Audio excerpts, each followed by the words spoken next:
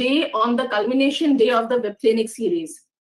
In the marathon 8-week-long Web Clinic series, as part of this unique initiative of SEED Division of Department of Science and Technology, we have covered a long distance since its launch on 15th October by Honorable Secretary of Department of Science and Technology, Professor Ashutosh Sharma.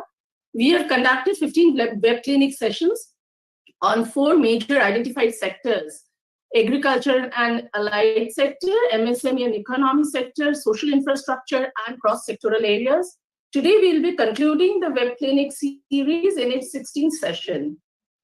We have gathered many learning experiences and identified many opportunities and areas for further work in the process.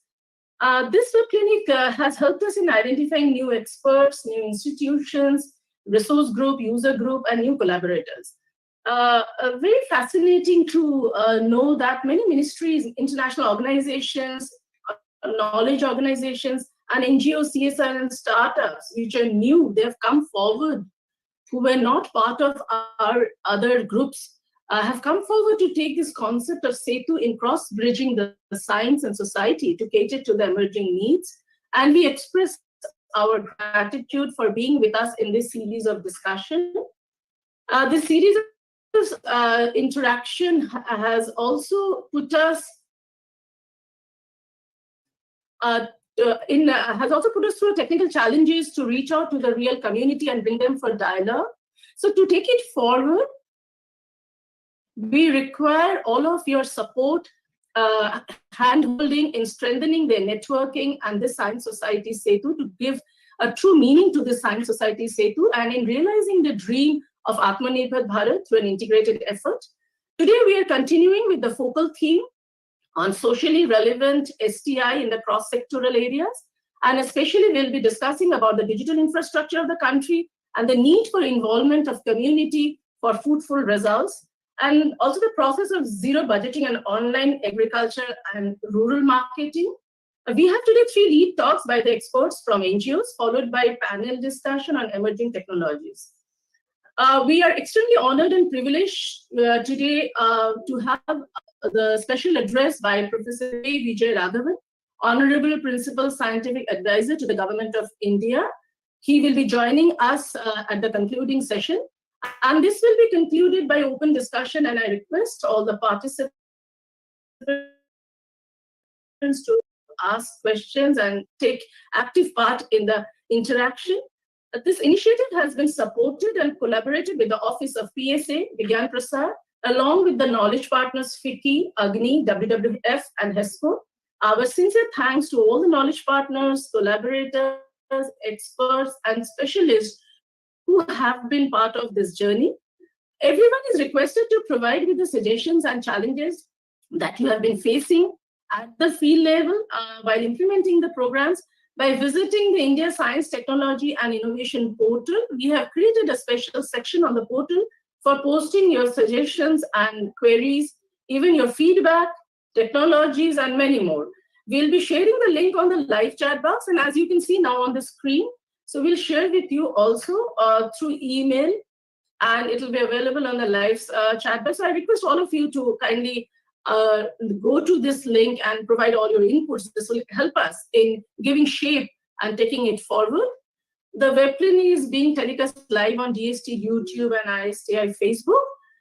Today's program will be moderated by Dr. Ketaki Bapat, Senior Scientist in the Office of PSA, and Dr. Rashmi Sharma, Scientist, Seed Division of Department of Science and Technology.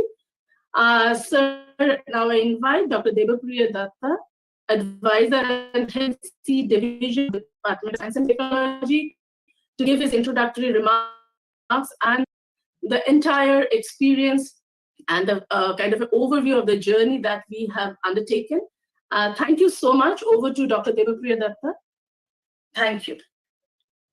Could you please access the screen for me? Because I initially thought that what Kinti has told, and after that there is no need. But I see there are some new people who have joined, and I think for their benefit, I will just shortly share the.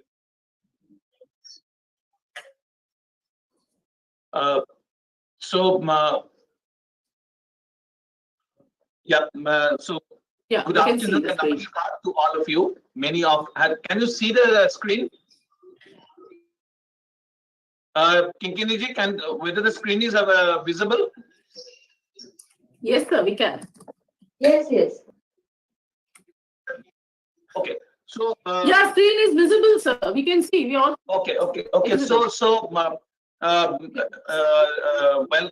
that's good afternoon and namaskar to all of you, and welcome to the last day of this 8-week long Science Society Setu for Aatmanirbhar Bharat.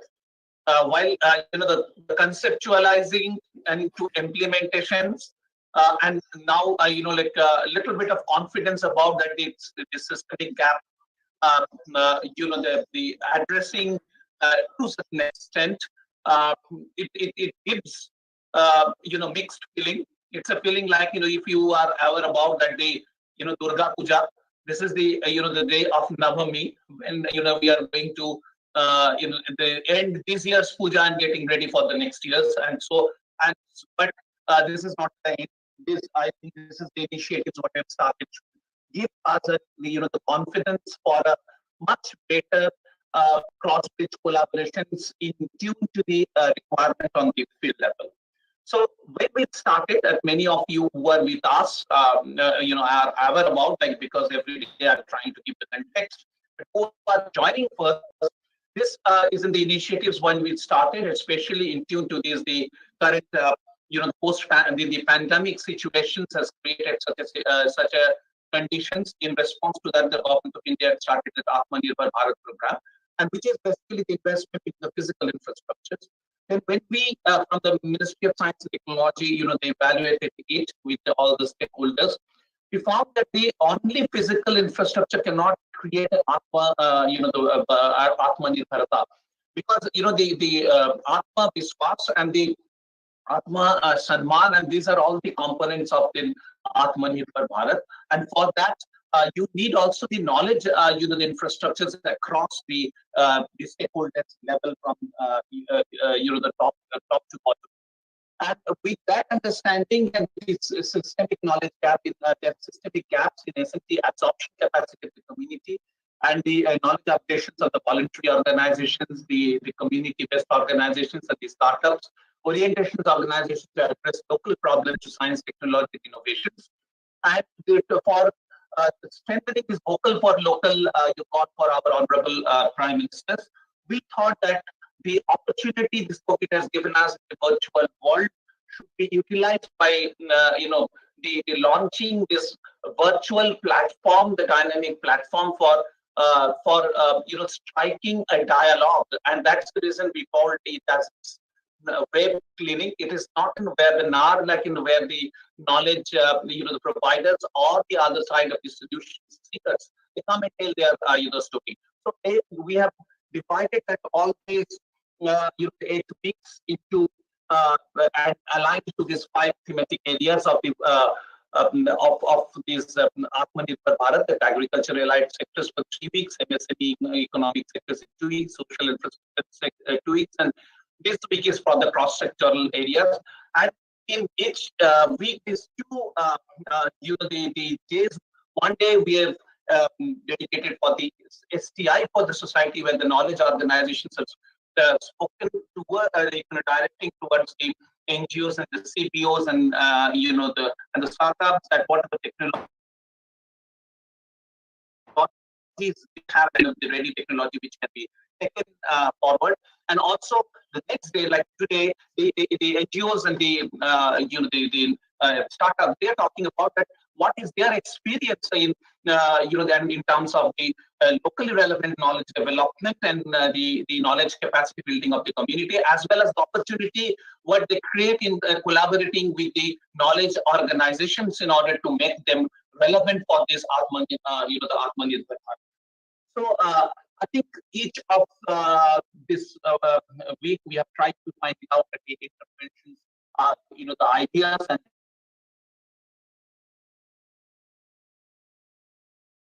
the collaboration in the end of this.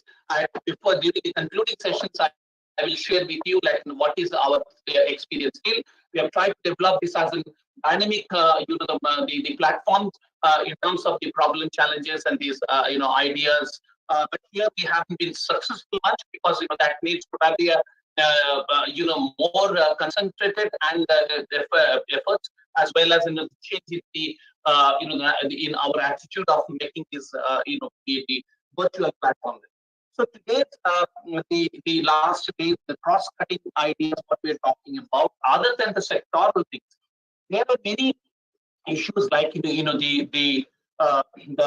issue of the data, the issue of the the cross ministerial, as well as the inter and intra-departmental collaborations opportunities. There are many new type of the technologies which give, especially the ICT and the new ICT emerging technologies, give these cross collaborations that strengthen the cross collaborations backbone. So how this can be a part of our the knowledge infrastructure to strengthen this Aatmanirbhar, the Science Society Setu for the Aatmanirbhar Bharat. And so with this approach, we are here on the last day of that, and I hand it over to my colleague, Dr. Bharat from the Office of the Principal Scientific Advisor, and I thank all of you to be with us. And but as I have told, it's the Navami Rat of Dashmi, that doesn't mean it's an end. This is the end of 1 year. The next year we must make the preparations and very much. Dr. Ketaki, please. Yeah, thank you, Dr. Datta, and I welcome all our viewers for this session of lead talks for this last session of the web clinic. And all our speakers are quite eminent speakers. So before I introduce them, I thought I will just make my humble request to all, because I understand all these experts, they have done immense work, and it is very difficult and challenging to summarize effectively all the aspects and all the important lessons in this 15 minutes time. But still, I will humbly request all of the speakers of this session to complete their presentation and the sharing of their experiences in, even though the 15 minutes are allocated, I was thinking whether you can do it in 40 minutes, so that one minute we can take the questions, some questions from the audiences, so that they will be benefited. And all the participants are requested to put their questions in the chat box, as everybody knows, so that we can take it up. So let me, without wasting time, I will just introduce our first speaker of this session from the Deshpande Foundation, who is Sri Ranna Rote. And he has done, the Deshpande Foundation, as everybody knows, it is an NGO working with lakhs over farmers. And a lot of more than 10,000 youths have been trained by this organization, and also supported startups and grassroots entrepreneurs training they have carried out. Hiranna Rote is heading this program of micro-entrepreneurship, and the program is scaled up to empower women entrepreneurs and develop strategic partnerships with reputed organizations like UNDP, NABARD, etc. And presently, this program is actively being implemented in the state of Karnataka and Telangana. May I kindly request Sri Ranna Rote to please present their work, and let us update ourselves and learn from them. Sri Ranna Rote, please. Thank you.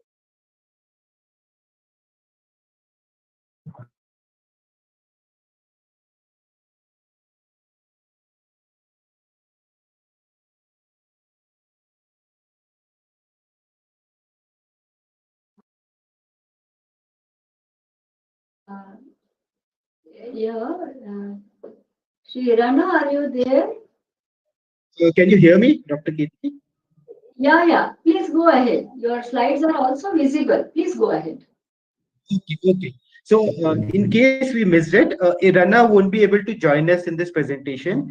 He is actually in the hospital right now. So from Deshpande Foundation, it would be Aruma, my colleague, and myself, Mrigank, who would be doing this presentation. Yeah, thank you. Firstly, we Okay. would like to. I'm very sorry. Is he okay? Is he okay? I'm Yeah, sorry yeah, to he's hear. fine. Yeah. Yes, yes, doctor. So he's okay. Thank He's you. fine. Please go ahead. Please, okay. Yeah. Please go ahead.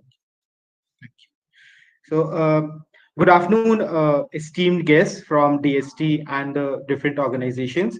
It's a privilege to be presenting this presentation to all of you. We are very grateful to Department of Science and Technology for giving us this opportunity to share how is Deshpande Foundation thinking in terms of Aatmanirbhar Bharat. So Deshpande Foundation, as Dr. Kirti mentioned, is present in 4 verticals. That is agriculture, micro-entrepreneurship, skilling, and startups. It started as a grant-making organization in 2007, and over the years, we period of 2 to 3 years, we have organization in these 4. The goal of Deshpande Foundation is to impact 10,000 villages in Karmabhubi, Karnataka, and Telangana. And what do I mean by impact is simply one indicator is we want to increase the GDP of each of these 10,000 villages by at least 2x. Coming to the micro entrepreneurship development program, which IRANA is leading, it started in 2011, and we touched upon more than 20,000 villages and scaled to at least 2x. Pursuing this goal, we were earlier focusing on individual micro entrepreneurs, but over the period of last 2 to 3 years, we have realized the importance of collectivization, and today we'll be discussing in detail about that. The goal of micro entrepreneurship program is to have each of the micro entrepreneur increase their business turnover from 90,000, that is the baseline which we have surveyed, to 12 lakh over a period of 3 years. Next slide, please. So this is the project we'll be beginning over this period, where we are focusing on Kolhapuri artisans. These are present in Athni Taluka of the Belgavi district in Belgaum district. The digitalized hub and spoke model for artisan clusters essentially talks about how the present model of hub and spoke, which is again a form of collectivized production, can have science and technology bring in to improve the efficiency of the production. Next slide, please. Okay. So this animation essentially tells about why are we doing this. So if you see the condition of artisans, there are more than 7 million artisans in India as per the last survey, and their numbers have been decreasing. And most of them work in informal conditions. Even these Kolhapuri artisans, as we'll see later in the video, they are present in a very remote location, and they do not have access to ecosystem services. That is where our focus is on how can we increase their production capacity. So one part is focusing on their marketing linkages and so on, and second part is even in their businesses, how can we make them more efficient for them to be scaling. Next slide. Yeah. So this is the problem which we have been facing, and everybody knows. There are multiple micro entrepreneurs present in various remote locations and rural areas. And then on the right side, we have the customer. So if a micro entrepreneur makes a product in suppose X cost, since the product has to go through this long supply chain, the market value which reaches the customer is almost 3 times, and in some cases it might go up to 10x as well, because of the inefficiencies in the supply chain. The challenges, which the major challenges are, there is lack of market linkage for the micro entrepreneurs, there is lack of information, and because of their remote locations, they are unable to connect to the right customer. A solution which has been proposed nationwide, and different organizations already working on it, is collectivizing them, so that there is a mutual value sharing between the customer and this collective, and there's a win-win. But moving on to the next level, next slide, please. We have the hub and spoke model. The hub essentially is a common facility center having different facilities like machines. It could be a training place, a storage place, and services like quality checks for aggregated products is done at this hub. This hub is then connected to each of the spokes. So essentially, this model is of decentralized production. The hub acts as the center for providing various goods and services to each of the spokes. Once the material reaches the spoke, there would be a master artisan who would then help the collective artisans to produce the good. In our case, it is the Kolhapuri chappals, and then it would be transferred back to the hub where it would be dispatched to various retailers.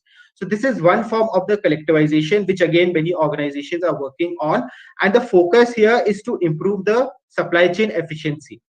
Another part of it, which has not been much focused on, is how can we improve the production facilities itself?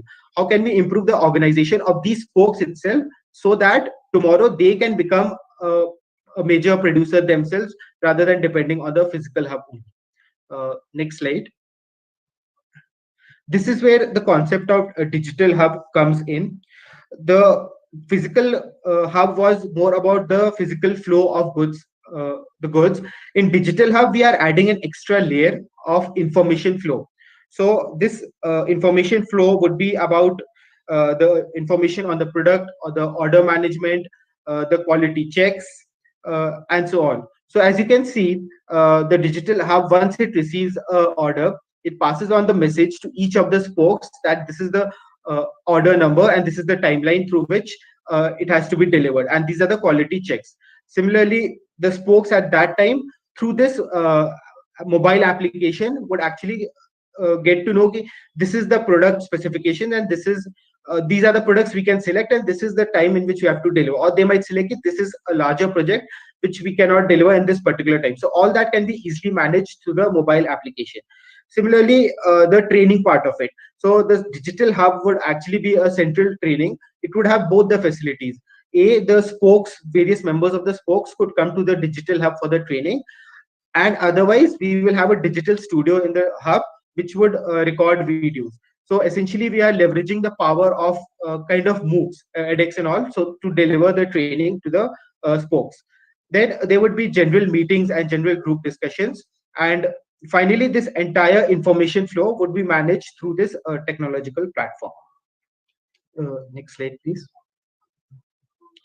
So the expected impact here is the focus is on how can we bring in the execution excellence in each of these spokes. So while there are organizations who are concentrating on improving the supply chain, a part of it which is now we are focusing on is each of these spokes, can they become centers of excellence. So the master artisan who would be the initial person who would be guiding would actually become a company in itself. So what would happen in that case, the expected impact is that the customer would get better quality of products, it would be a fair price, and they would have innovative designs coming from various clusters of micro entrepreneurs. And on the other end, we would have an Aatmanirbhar micro entrepreneur, because they would have access to expanded markets, then increased income, and most importantly, the goal of this project is efficient production so that they can scale for tomorrow and become Aatmanirbhar. Thank you. I'll request the team if they could play the video, and we can walk you through the video.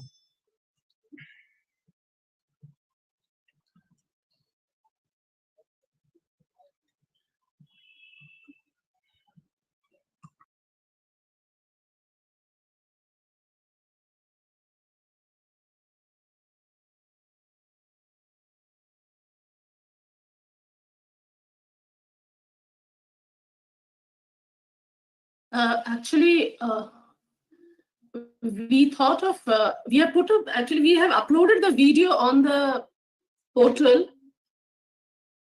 If we run it, then there will not be any audio. So can Sure, we can play it later? Yeah, and Dr. Gupta, Is it possible to play? We will share the link right in in the chat box. Yeah, I will do one thing. We'll share the link of that video which is uploaded on the ISTI portal. Yeah, here it is. And everybody can view it. Yeah. Thanks. Aruma, would you like to walk us through the video, please?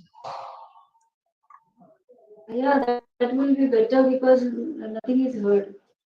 Yeah. And this is the story of the village Matpavi, where the cluster development is going on for the leather cluster for Kolhapuri Chappal, and the artisans here speak about their problems. So they say how difficult it is. If you see the village, it's not a very great place from where a production, if you compare to a factory. So these are the houses from where the chappal is made. This is the condition in which the artisans work. So if you so the problems ranges right as explained in the PPT, right from the remote location to the access to the various aspects of procuring raw material, the issues that they face while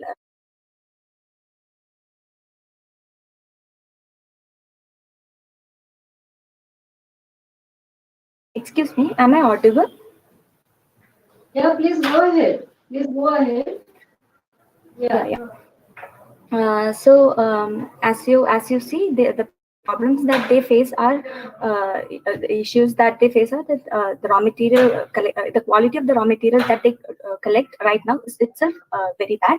And suppose there's a issue to connect with the market, the whole product that they made is not stored properly, and hence it gets since it's leather, it gets issues like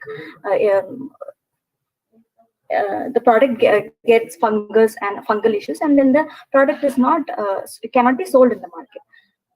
So we need to have a right link in the backward and in the forward, and through and this can be done only if they're collectivized with the and at present it's the digital world that's going on, especially after the pandemic. And it is when pandemic happened that we thought why digital part is not involved in this collective, and that's how this thought has come in. So if there's no audio, we can stop the video also, and the link can be shared later.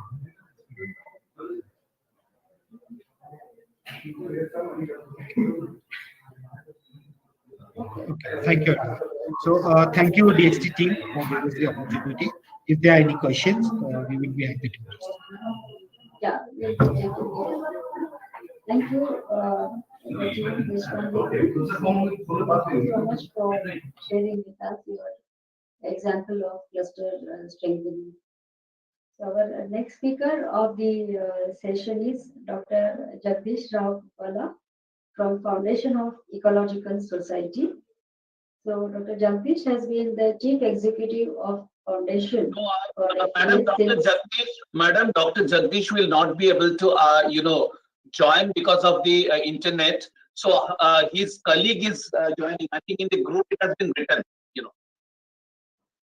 So, okay. So I will not read, but anyhow, this I'll tell about this organization in 1 minute, and then let his colleague can take it further.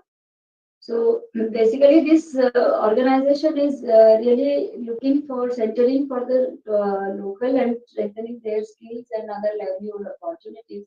Now, without further ado, I will request, I do not know, please introduce yourself. I do not know your name. Please introduce yourself when you will present to the all audience. And you will be presenting, today's topic is centering the local, the last mile or the first mile. And this is the work you will be presenting from Foundation of Ecological Security NGO. So please, the floor is open. I think she is Deborah Thomas from here. Yeah, Miss Deborah Thomas. Yeah. Yes, Dr. Deborah Thomas, please, you are welcome for this session, and kindly present your work. Thank you. All right. Good afternoon, everybody. I'm Deborah Thomas. I'm presenting on behalf of Jagdish Rao, who was the executive director of the Foundation for Ecological Security and has now taken over a new role as the anchor and curator of the Commons Collaborative and the India Observatory. The first slide is regarding the Foundation for Ecological Security.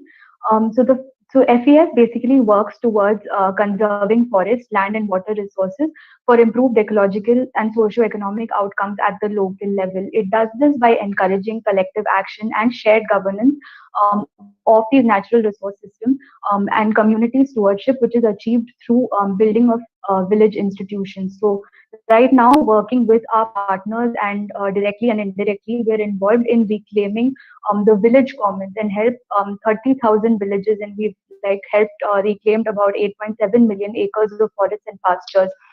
And in doing so, and by encouraging this collective action, we are involved in repositioning the metaphorical tragedy of commons as the promise of commons. The next slide, please. This is the slide on data and information and development practice. So as we all know, and increasingly more so, data analytics, information systems, and all of these are increasingly being used in development practice. And it's also evidenced by the series of web clinics that we're having now. But the real question that we need to ask is, from whose eyes and from whose perspectives are these systems being created? Are we considering the agency of the village people and the end users, or are we or is our tendency to design for the people rather than with the people, so that the technology becomes becomes of the people, so that there is a belongingness for the technology and it is integrated into society? And also importantly, are these technological systems isolated from the village systems where they are introduced? Do they speak to the systems of interrelationships and the reciprocities between ecological and the socio-economic domains? So these were the questions that FES was confronted with about say 10 years ago. And so what we've done in Jumps and Starts is to create this intervention, technological intervention called the India Observatory. I hope this is the next slide on the India Observatory. So the India Observatory, under this initiative, we collaborate with various organizations. Hello, am I audible? Audible, you are audible and visible also. Yes, Please you are go on. audible. Please continue. Okay. Yes, sorry. Okay. So the India Observatory is an ICT intervention that basically tries to fix this last mile problem of the gap in access and application of data sets, analytics, and algorithms. So what we're trying to do is we're trying to place intelligible and actionable and contextual forms of information in the hands of rural communities, and importantly speak to these interdisciplinary aspects, socio-economic aspects that we find at the village level. We also try to contextualize them and use them to supplement the decision-making power of village people at the local level. And in doing so, we are trying to bridge this last mile gap in access and application. Next slide, please. So basically the architecture of this India Observatory is that it is essentially built on a database of a large number of data sets, almost like 1,800 data sets, which include both spatial and non-spatial data. It draws from socio-economic databases such as the census, the SECC, etc., ecological databases, biodiversity databases. It brings them all together. And it is presented in a spatial and temporal manner. For example, it enables us to compare, say, the infant mortality of a village with its neighboring district. So we can compare this either within a particular village or spatially across villages, or develop time trends over it. So essentially, how this works is we've built a set of 11 tools and counting over this database. These tools are essentially applications which are web or mobile applications. They are also built, the data platform is built on open source. The tools are built on open source. They are made easily accessible in the sense that they do not need internet to be used. Most of them rely on GPS. And yeah, on the slide, you can see some of the examples. So in the coming 4 slides, I would like to talk about 4 specific tools and analytics that have been developed to give us a sort of sense of the kind of work that is being doing, and how through these tools we sort of try to embody the principle of centering the local, so to speak. So the data platform, as I mentioned before, is the backbone or the foundation or the bedrock upon which these tools and analytics are built. And so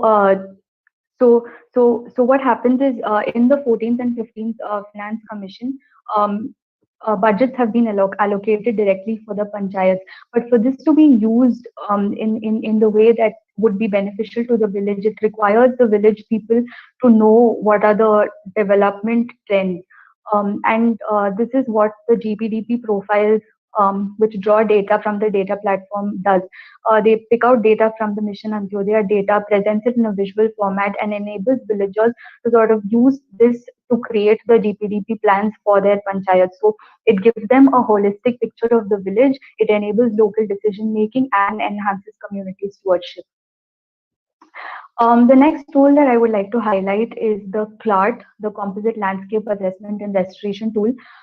So this is essentially a tool which enables village people again to decide what is the kind of water conservation structure that they would that can be built in their locality. So it's like if I stand in a particular place and I open this tool, the GPS, again, this does not require internet. So the GPS position shows me where I am, and it shows me what is the most appropriate water conservation structure that can be built in this particular location. So as you all can see in the image, it's color coded, which again makes it easy to understand. And each of the colors represent a particular type of land. Say whether the land promotes surface water storage, or whether it allows for percolation, in which case a different water conservation structure can be built. So one of the highlights of this tool, or the aim of this tool, is to channel public investment, like through the Employment Guarantee Act, which is coming through the MGNREGS, and to channel that into locally suited water conservation structure. So we have 2 things happening simultaneously. On the one hand, we have people being able to decide where and what needs to be planned even without the help of local engineers. And on the other hand, we're channeling public investment into structures that are locally suited and which are proven to be appropriate for that particular area. Next slide, please. The next tool is the groundwater monitoring tool. It's a new addition to the suite of tools, and this essentially meets a gap in the publicly available data on groundwater levels. So as we know, India is a water scarce country. 70% of our dryland districts are in the dark zones as far as water is concerned. And we have depleted our groundwater sources, and in many places the publicly available data is coarse, is not sufficient to be able to take decisions at the village level. Like for example, there might be only data from one well in an area of 200 square kilometers. So FES tries to supplement this CGWB data by crowdsourcing data from people and make it more granular, and this can be used for local decision making. So the specialty of this tool is that it is participatory, it is also contributive in the sense that it not only takes involves people in the collection of data, and then it enables enriched downward information flow back to them, and it ensures updated and granular data, because this exercise of collecting data is done twice a year, pre-monsoon and post-monsoon. The post-monsoon phase of water data collection was just completed this October, and it's done in partnership with a large number of NGOs and partner organizations. Next slide, please. So this is the fourth tool that I'd like to talk about today, and this is the GIS-enabled entitlement tracking tool. So something that is of interest to every citizen of the country is to know what are the rights and what are the entitlements that we can lay claim to. And but most often we do not know this information, and this is more so in the case of marginalized communities. What benefits are they entitled to? What all documents do we require to avail the entitlements? What are the formats? Who do I approach? Through this tool, we try to make this information available in a simple manner. And so the idea is that the tool itself or the access to this tool generates demand, and that is what happens on one hand. So where there is demand generation and more increased claim making on the state, and on the other hand, it is the entry of this information into the system enables a more proactive administration, because this tool, it is open and it is accessible to all levels of the administrative hierarchy, beginning from the sarpanch to the block level, to the district, and to the state, and even the national government. So this enables a proactive citizenry. It also enables a proactive government. And next slide, please. So with this, I'd like to come to the penultimate slide, which is what have we learned at FES in order to center the local in the design of socially relevant science, technology, and innovation. The first is to look at how can we center the local, how can we shift agency? How can we put information in their hands so that they are able to make decisions for themselves, to be able to participate in village institutions and local governance? Importantly, how can they understand the technology that they are using? How can they engage with it? And how can they contribute to the STI solutions and platforms?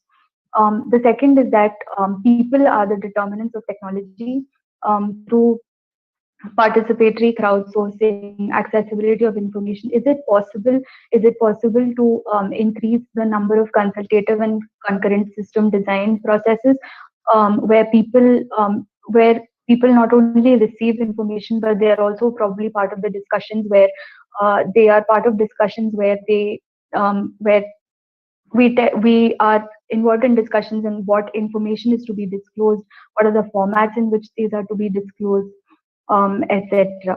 And then importantly is what we like to call the socialization of technology, or the integration of these technology solutions in the workings and the processes of everyday functioning of communities and local governance, because the local is one of the richest sources of data. So on one hand, it is a source of data, but data must also flow back to them, or information must flow back to them. But how do we build capacity in local government and community to be able to engage with this data, to be able to understand the data that is being entered? What are the principles of data? Is there institutional support to maintain standards for metadata, etc.? Next slide, please. And at the end of it, it's what is the meeting ground? How can all of us, how can the government, how can non-government, how can other civil society organizations, how can community-based organizations, how can academia funders, what is our meeting ground? So as we start, as FES is involved in the repositioning of the tragedy of commons to the promise of the commons, we also seek to create a knowledge common at the local level. And how can we build such an ecosystem that converges local knowledge, external knowledge, traditional knowledge, historical wisdom, initiatives of different actors? How can we build systems that speak to each other, interoperability? Is there possibility for collaboration where our servers are talking to each other? Collaboration through technology, collaboration among people, and where we give expression to thought leadership. So with that, I come to the end of my presentation. Thank you.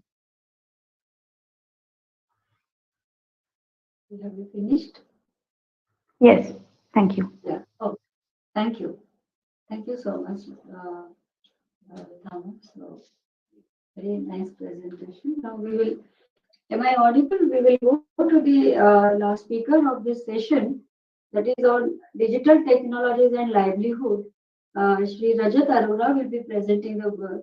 Basically, he is from Facebook, and how the digital technologies for livelihood of different communities, urban, rural and tribal, he will be sharing, and really it is very heartening to see the digital technologies are a new way of communicating and sharing. At least in this pandemic has allowed us to learn these things. So without wasting time, I would request Shri Rajat Arora. I welcome Shri Rajat Arora for this session to present his work. Thank you. Perfect. Thank you very much, ma'am. I fortunately got access to share my screen, and I'll make presentation over here. Just 1 second. Hope my screen is visible to everyone. Not yet. Maybe I think it is in process. Yeah, it is with me. Yeah, I can see it, Rajat. Yeah. Yeah. Now I am able. Yeah, we are all able to see. Yeah, please go ahead. Yeah. Perfect. So even before I begin, ma'am, I would love to first of all congratulate Ketki ma'am, Dr. Datta sir. It just started with one small conversation that how do we break barriers? How do we build bridges? And whenever we talk about livelihood development or this great initiative that your department has taken, and I genuinely love the name. It's Science Society Setu for Aatmanirbhar Bharat. This is a brilliant initiative, and it's not just like all stakeholders are coming together and brainstorming ideas. With this, Ketki ma'am and Datta sir, you have literally planted seed to break silos, and it's not just job of the government or corporates or NGOs or academia to independently run in silos. If we all come together, magic definitely can happen on the ground. So with that, I would love to kickstart my presentation. So today we face a health and economic crisis on a global scale. This entire pandemic that we are seeing right now has accelerated some existing trends and created some new threats in our society, both social and economic threats. We are absolutely sure that the road to recovery will be a bit long, but the best part about this entire conversation with initiatives that you have taken, the direction is pretty much clear right now. What kind of partnerships will be required? Who are the right kind of people to work with? What is the new clear definition of impact? That's the beauty of this entire conversation. And to solve problems of this scale, we need more cooperation, which is happening under this flagship banner. And as Facebook, this is very, very important to us, as our mission is to bring the world closer together. The pandemic has also shown that when people get connected, they can definitely achieve a lot of bigger, better, greater things, not just for themselves, but for their societies as well. So in this presentation, what I'll focus on is digital technologies and livelihood. I'll stick to my timelines of between 10 to 14 minutes, and I would love to respond to any queries, if any queries, any suggestions, if esteemed panel over here or all the guests who are present are asking. So coming on to the next one, the agenda is very simple. We will literally talk about the technology and livelihood ecosystem, and there are three, the way with which we typically see communities. There are urban communities, there are rural communities, and then there are tribal communities. Just to understand, their requirements are absolutely different, and when we talk about the economic empowerment of these communities, the fundamental aspirations, the fundamental beliefs typically change from urban to tribal communities, and how can we actually leverage this entire thing. Rather than just showcasing some fancy slides, I'll showcase three big heroes of our conversation. From the urban side, we have Tamanna Dhamija. She was an investment banker based out of New York. She left her job, and she is proud mother of a 6-year-old beautiful baby. What she realized was that she was online, she had access to technology, but she didn't have enough communities where mothers were able to share their beliefs, any challenges, and the kind of solutions that typically mothers can share with each other. That sense of community was typically missing. She came on Facebook. She started this brilliant venture called Baby Destination. Now Baby Destination is an online community of more than 450,000, minimum 450,000 moms across India. They share various aspects of their lives, pregnancy, how child should be raised. And this sense of community has not just motivated her, but also has created employment opportunities for various other mothers from the rural parts of India as well. So it was just one small need, and how that idea was planted to become one big aspiration and community support system on the ground. The second one is one of my favorites, Kiran Sahni ji from Sikar, Rajasthan. She is a village level entrepreneur currently engaged with Common Service Center. So she started her Common Service Center in Rajasthan, and the village where she operates, it's not that very advanced village. There were a lot of reservations for women, but when she started providing technological access to not just men or basic government services, but also she became a role model to a lot of women in her community, especially the self-help groups, and how one woman can become independent. She's not just supporting her own family, but rather she is now a role model for all the young girls in her community, where she is literally called as a digital sarpanch. So typical idea of a sarpanch in our head is जो अपनी गांव की बात आगे रखे, गांव की दिक्कतों को समझे, बट ये क्या डिजिटल तरीके से हो सकता है? And she is doing similar kind of things, and till date she has already trained more than 1,000 women in her village on digital skills. So these are small stories which are coming from rural parts of India. There is this initiative which I'll in my later slides talk about, Digital Beti initiative, where we partnered with Ministry of Electronics and IT, which is like one agency, Common Service Center Academy, where we provided her access to market and online safety curriculum and modules, and then she went out and disbursing the same modules in the community, and the impact was phenomenal. I'll share the impact statistics with everyone of you over here. Next, the champion that I love to talk about is Neha Salina. She's from Itki, Jharkhand, a very remote tribal area. So imagine what happens to the dreams and aspirations of young women who don't have access or who cannot afford smartphones. So this was one of the case. We identified some 100 odd girls from various parts of India.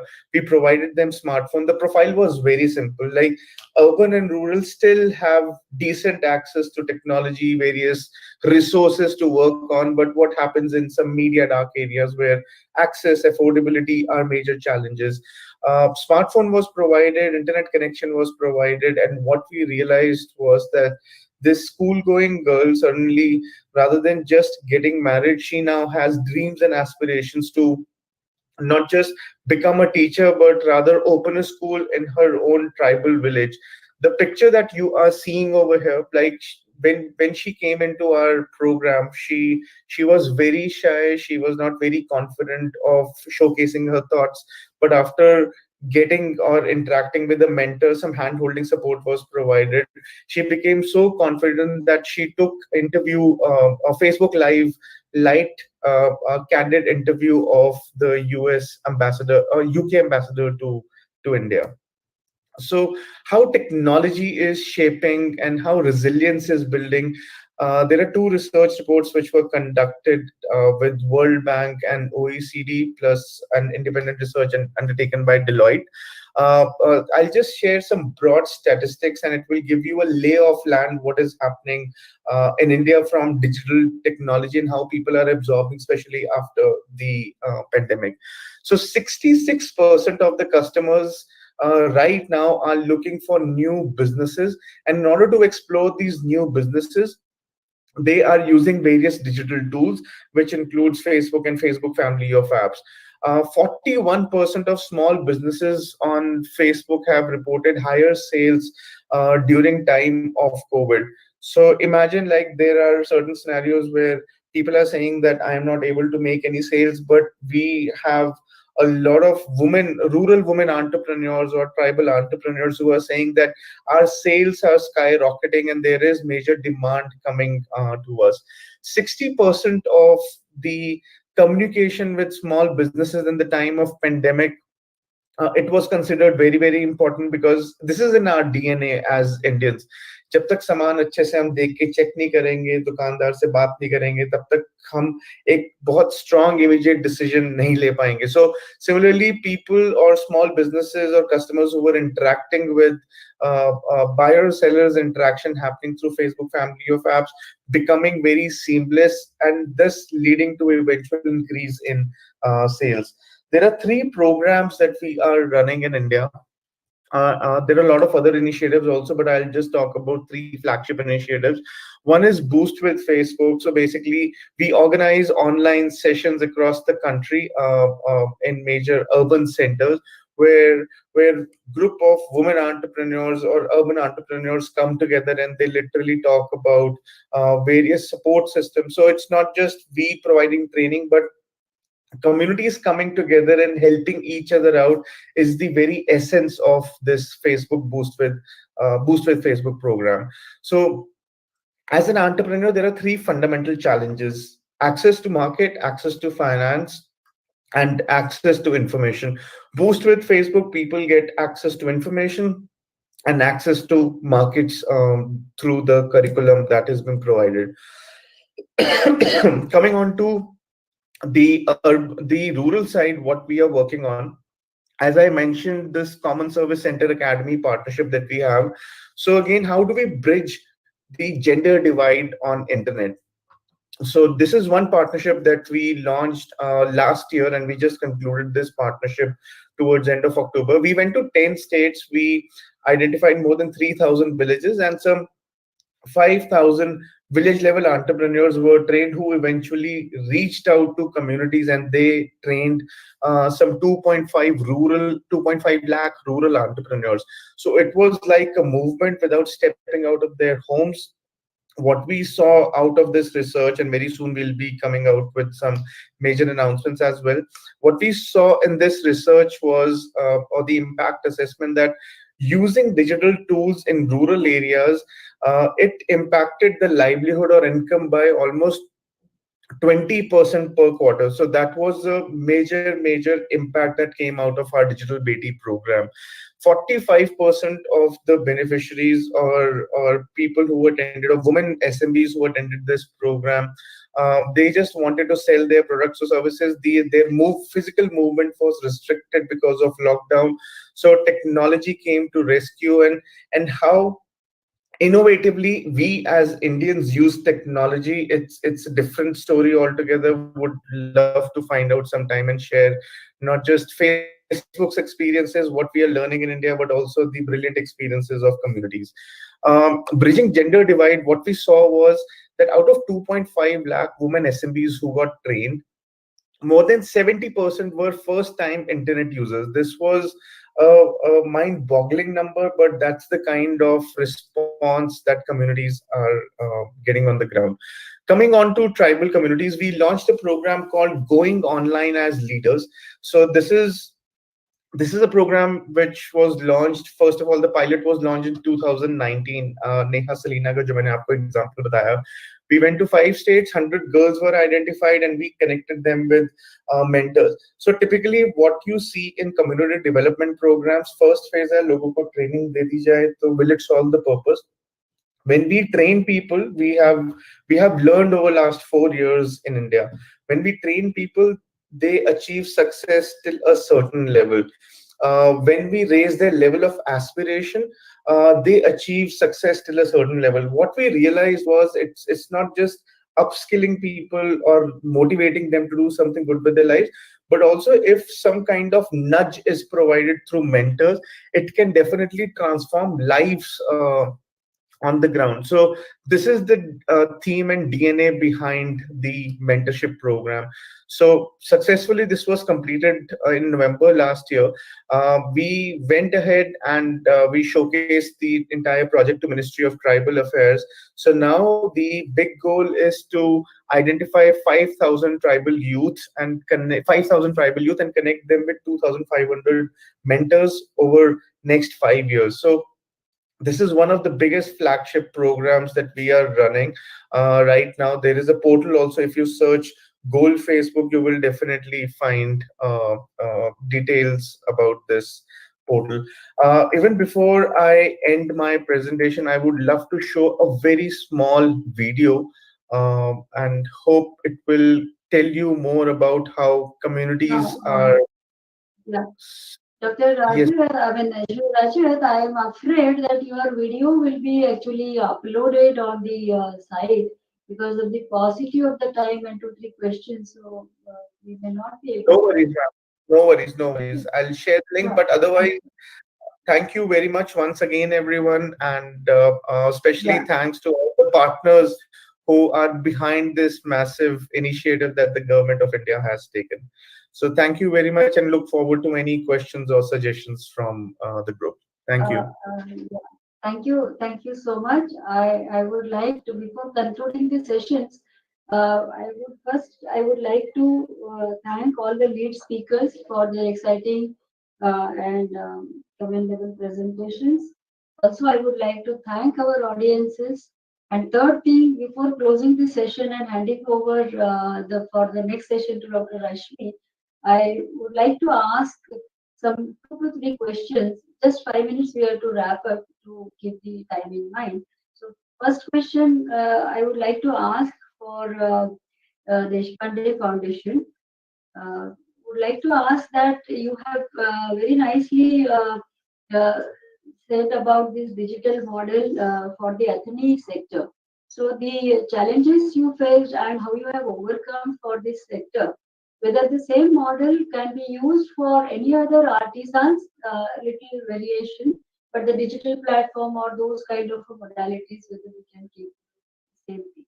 And second is on this only, since we are talking about this COVID and the migrant issues and so the digital technologies, which is the cross-sectoral areas, which is strengthening.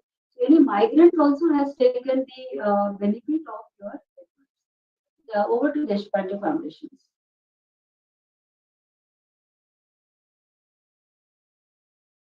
Hello, Mrugank. Anybody is there from Deshpande Foundation to answer? Hello, is anybody there from Deshpande Foundation? Am I audible? Madam, you're audible. Yes. Yeah. Yeah. I don't know, like, anyone from Deshpande Foundation is there? Because you are audible, madam. Okay, if they are not there, then let us not waste the time. My second question is for FCS. Who is maintaining the portal or the data platform, and any security measures, and who shares the data? Could you please tell in just Yes, sure. So the data. So as I said, there are over like 1,800 data layers.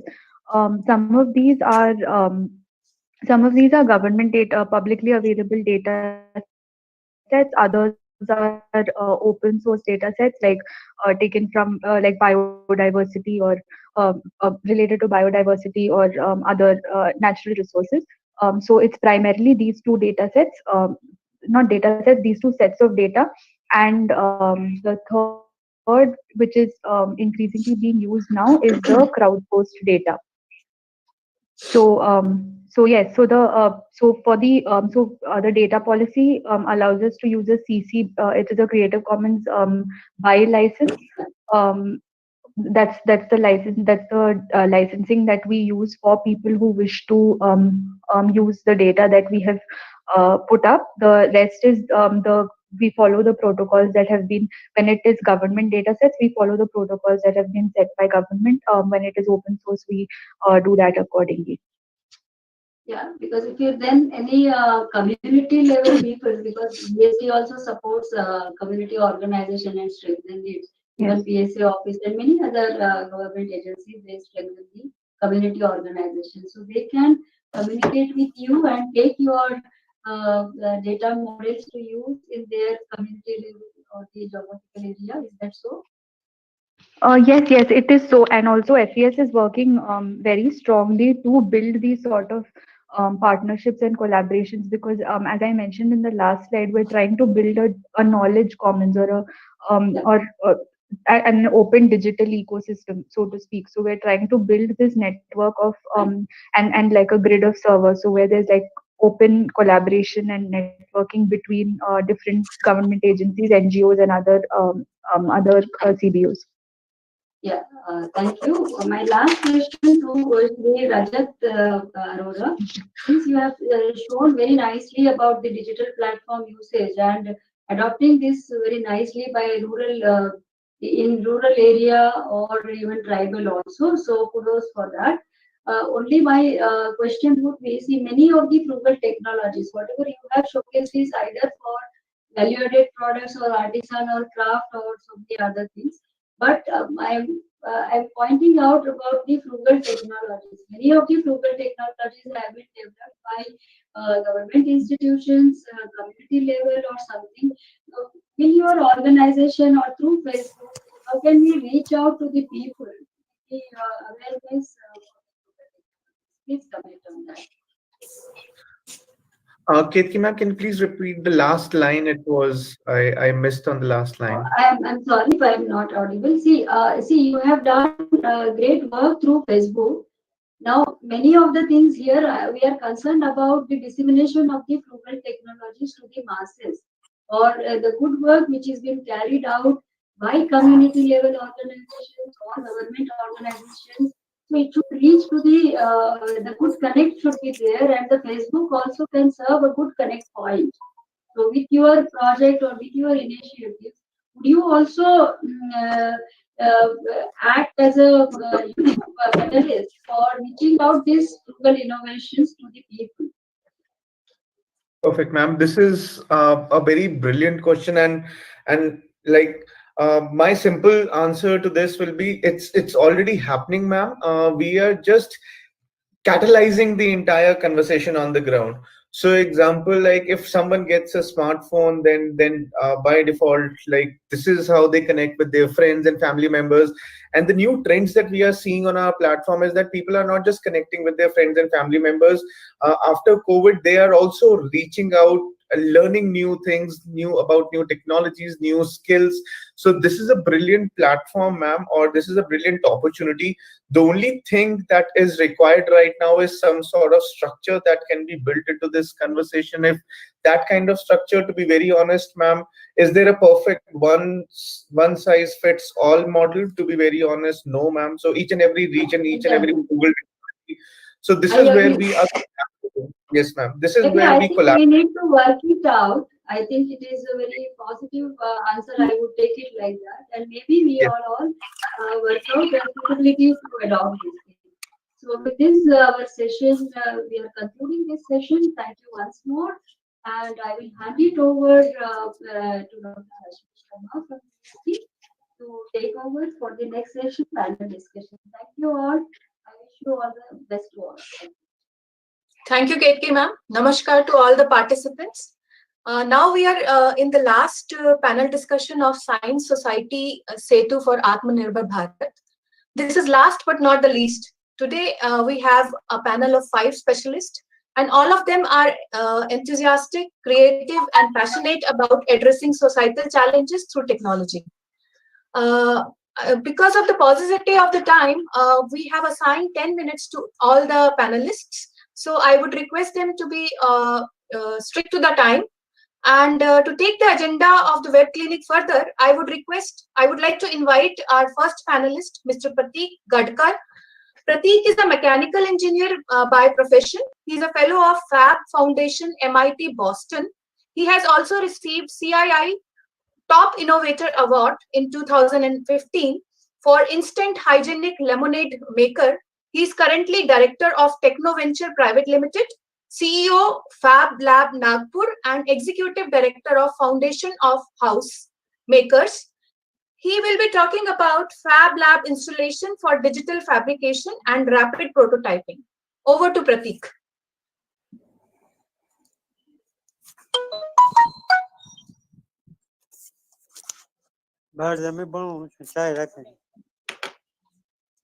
Hello, you are audible.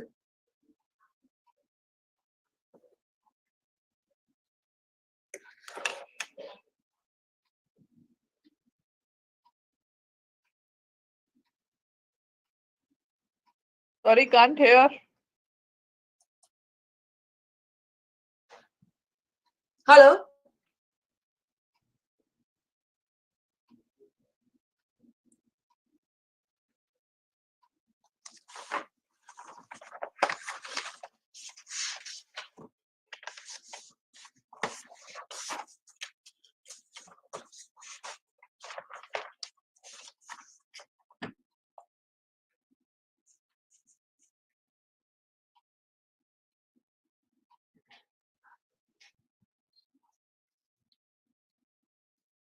What is happening? We can't hear.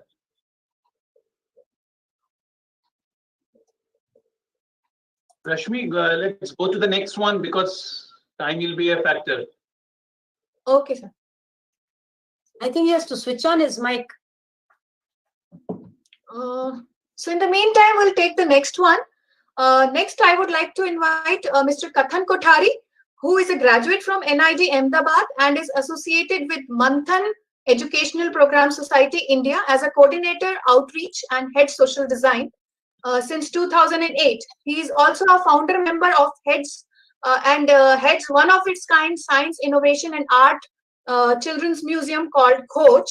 He has been an advisor to science society activities of European Union project. Kathan will be talking about cross-linking digital and analog technologies with design and innovation for craft sustainability. Over to you, Kathan. Namaste, Rashmi ma'am, and namaste all the respected members. And thank you, the organizing committee, for inviting me to share my ideas. I hope I am audible. Yes, Kathan, you are audible. And please stick to your timeline. So I'll do that. I'll be sharing certain ideas and exploring different projects carried out by our organization which were related to digital and analog technology cross-linking, and how does design and innovation play a role for sustainability of craft sector. Next slide, please. We started our journey in the area of entrepreneurship in the year 2001. Next slide, please. Okay. We started our journey in the area of entrepreneurship development in the year 2001, and we started working on involving simple technologies and developing micro entrepreneurs in Kutch. Next slide. This journey was going on, and we worked in Kutch, Bharuch, Narmada, Surendranagar. Several experiences were going on. Next slide, please. Narmada was a great journey where we met a lot of tribal members. These tribal members were collecting work, and they were making simple medicines. We thought it's a fantastic idea. Let's start exploring it in the area of self-help group development. Next slide, please. We formed a self-help group known as Adi Aushadhi, and this group was a wonderful group. We thought that this idea. We started involving technology. Next slide, please. we started involving technology related to management and production. This was for the first time the tribals were using technology. There were technologies related to grinding of herbs, there were technologies related to drying, there were technologies related to mobile technologies related to management, which we were using. Next slide, please. We thought that for marketing, the platform was very important. We started working on establishing digital platform. We started developing websites. We started involving Facebook. We started involving simple e-shops into the place, and we started training these group of people on how they can themselves manage their own websites and e-shops. And that's where we started linking the analog and digital technology. Next slide, please. In the coming years, we started focusing in the area of craft, and craft has a lot of potential. Next slide. We thought that design plays a major role for development. Design plays a major role for development in multiple regions. May it be product development, maybe selection of the material, maybe expanding market. Next slide. So a complete transformation was brought into products. There were products which were woven from waste material made into dharis. These products had a great potential of marketing. Next slide. And there were a series of different products being made. So we thought that in the coming years, we needed to focus on craft entrepreneurship. Next slide. And when we talk about craft entrepreneurship, we came up with a concept which was known as village as a brand. When we talk about village as a brand, there are four main areas which we wanted to focus on: design, marketing and management, skill, and technology. And that's where innovation came into the picture. Next slide. So I'll be taking you to the journey of two different villages where we have tried to make village as a brand, and that's what I'll be sharing. The first journey is into a village known as Damarka. Damarka is a village of block printers. It was 7 years before when we started working there. It was a completely unorganized sector. There were no systems of dyeing, there were no systems of storage, the quality control was not there, and we had a lot to work on. Next slide. So we started our journey with involving innovative approaches in product development.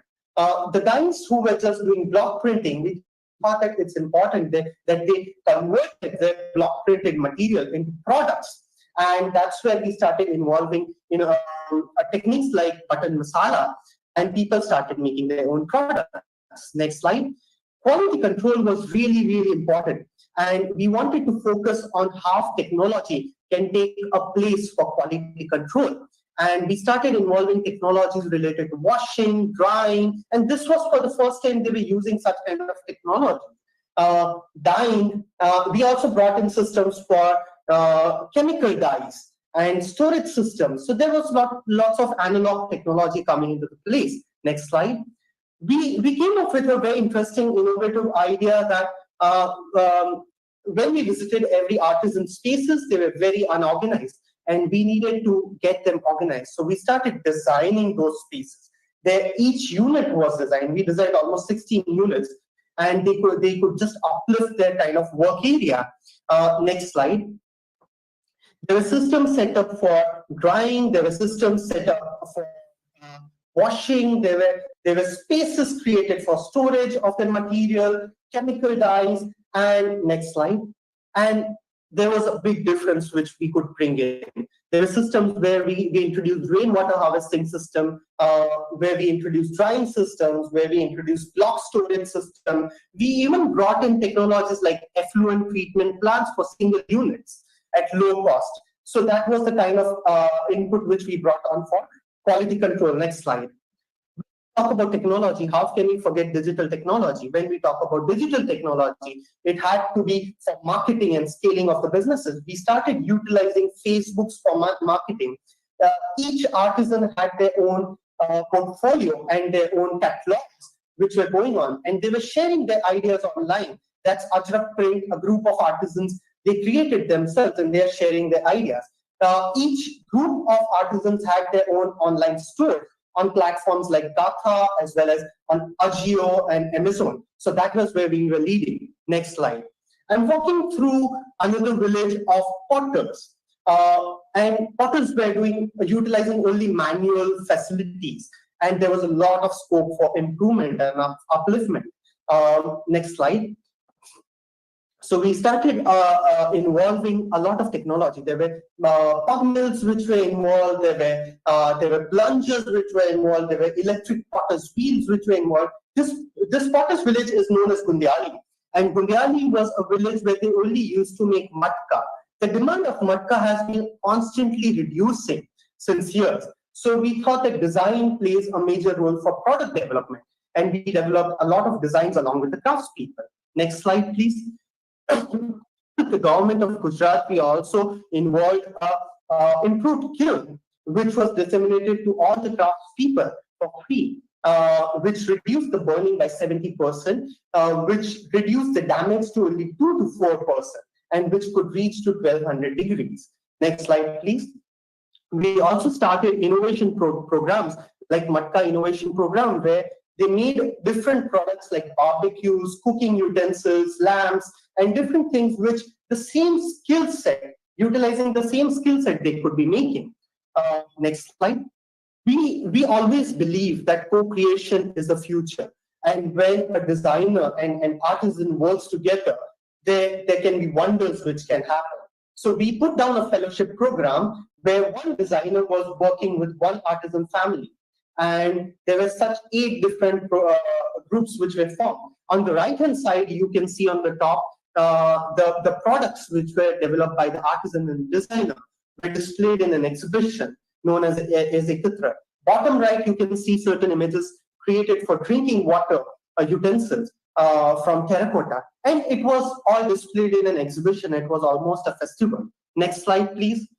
When we are talking about technology and cross-linking technology, how can we forget Maker's Lab? And this was for the first time we were trying to create crafts-based Maker's Lab and for artisans. We started involving different technologies like flat rollers. There were technologies involved at multiple levels. And it was like an experiment center for the people. The bottom images which I'm sharing is quite an interesting project which we initiated. Basically, we started making and documenting products of pottery. And when a potter carries their products, it many times get damaged. So we came up with a digital documentation box where a potter would just put their product. It would be documented in 360 degrees, and they could carry it in the format of a hologram, and which they could carry to any exhibition. And these images were directly shared online on the website also. Next slide, please. We, as I shared earlier, we believe in a lot of co-creation. We had planned an exchange program and a fellowship program, which was an international residency. But due to the COVID, it could not really happen. So we thought that how can we really do that? So we, along with Setu University and the ICRC, we put up an online training program known as Knowledge Exchange Program. On the top, you can see me sharing ideas about global and local knowledge. It was really an exchange program which we were working on. Ramesh and Rashika were trying to share ideas which were exchanges of from Bapugaon village in Gundiali village. Steve from UK was sharing ideas related to plate making, and artists from Himachal, Riaz, was sharing ideas and giving challenges to artists from Gundiali. Next slide. And this all happened over WhatsApp. WhatsApp as a tool is great for exchanging ideas. And the potters from a village registered themselves in this program, and they started sharing their ideas. That's Siddhik Bhai sharing his making, Riaz sharing his doing from Himachal. And it's a great exchanging platform. And that's how we really started exploring the idea of digital platforms. Next slide. It's the last slide. So we also were planning to do a physical exhibition, but due to the pandemic, we really could not do it. So now DICRC and Setu Library is really working on virtual exhibition of our journey of 7 years with the Potters family. And that's what is going to be the future. It's going to be inaugurated on the 18th, and we'll be sharing the links with every members. So we would love that you visit it. Next slide, please. And there's a lot to do. There's a lot to share, and there's a lot to be explored. Next slide. And that's only happening if we do it together. There are lots of people doing things together, and that's what is going to bring sustainability. That's an image, a screenshot of an image of a potter's son doing throwing a pot, and I really loved it. And his father sharing it on Facebook, and it's shared multiple times with a lot of people. So that's where the future lies. Thank you for allowing me to share this idea. Thank you, Kathan. Thank you very much for sharing your vast experience in craft sustainability. Now, I would request Mr. Prateek from Techno Venture Private Limited to present. Mr. Prateek. Hello, am I audible? Yeah, I'm audible. Yes, you are audible. Yes. For all the participants, just Mr. Prateek, just a moment. To all the participants, because we will not be able to take up your questions and answer session will not be happening today. So you can post your questions to the chat box. The answers will be given on the portal. So you can post your questions. Thank you. Yeah. Thank you so much, Rashmi, for this opportunity. Yeah. I thank DST Vigyan Prasar, Office of PSA Scientific Advisory, Government of India, for giving me this opportunity to present my work. So I am Prateek Gadkar, Director Technoventure Innovations Private Limited and CEO of Fab Lab Nagpur. So we are into setting up innovation labs and providing curriculums for the ecosystem. And next slide, please, ma'am. So Technoventure Innovations is that we are a team of young innovators. We received a national award from CI and IIT Delhi as Top Innovator of the Year 2015. We are recognized by Vigyan Ashram and Data Center for Technology and Design, IIT Bombay. As a Fab Lab Nagpur by Center for Bits and Atom, MIT Boston. So our team is graduate from our teams are graduate and students of Fab Academy from Vigyan Ashram, conducted by Fab Foundation. And we are one point contact for setting up of innovation labs. We are into design and execute of Fab Labs and prototyping labs across India. We provide workshops, content, project mentorships, and AMC for 3 years, like in this complete setup. Next slide, please. So this is the award that we have received in 2015 from CI and IIT Delhi as a Top Innovator of the Year. Thank you. Next slide. So this is a core team who is well trained and passionate and motivated for creating this complete environment of innovation. Next slide, please. So we have a very strong advisory from IIT Bombay and Vigyan Ashram. We have Dr. Sanjay Mahajani, professor at Chemical Engineering and ex-member of ex-committee member of Tata Center for Technology and Design, IIT Bombay. We have Dr. Bhaga from MS Metallurgy Department, IIT Bombay. Dr. Yogesh Kulkarni, Executive Director, Vigyan Ashram. Dr. Zamre, Senior Research Scientist at IIT Bombay, who is continuously mentoring us in this complete program that we are running. Next slide, please. Next, please. So this is Technoventure's Fab Lab Nagpur. So we run a community makerspace called Fab Lab Nagpur. Here, this facility is well equipped with a digital fabrication tool, industrial robotics, advanced electronics, woodworking, co-working space. Initially, this space was started for graduates, but now we are welcoming students from 12 years and above who are continuously working with us and doing a lot of innovations. Next slide, please. So Fab Lab Nagpur gives opportunities for internships. They provide upskilling programs for like-minded people. We have in-house team who develop course and provide prototyping support, mentorship. We are completely focused on learning by doing, and this complete space is like it's a kind of a co-working space model for innovation. Next slide, please. So what does exactly this Fab Lab do? Like Fab Lab for digital fabrication. So it is all about an idea. If you have an idea, you just need to get that idea to the lab. This idea is converted into prototypes through the process by designing, coding, and providing this design and code to the machine. Machine will give a direct output. from like it's a very easy task. Very less codes are required. Like it's simple. You just need to design and put it on the machine. You will get a product output. It's this complete facility is equipped with CNC machine, 3D printing, laser cutting. Next slide, please. So this is the set of equipments that we need to run a fab lab. We have a small electronics section where SMDs and all has been used. Huge 3D printers, vinyl cutting, laser cutting, all digital fabrication and open source softwares to run this complete setup. Next slide, please. So this is a global network started by Professor Neil Grishenfield under Fab Foundation. So this is 1,800 plus fab labs across the globe and 70 plus in India. So this is a complete network. It is internally connected, and any problem in any fab lab can be solved globally through a network. Next slide, please.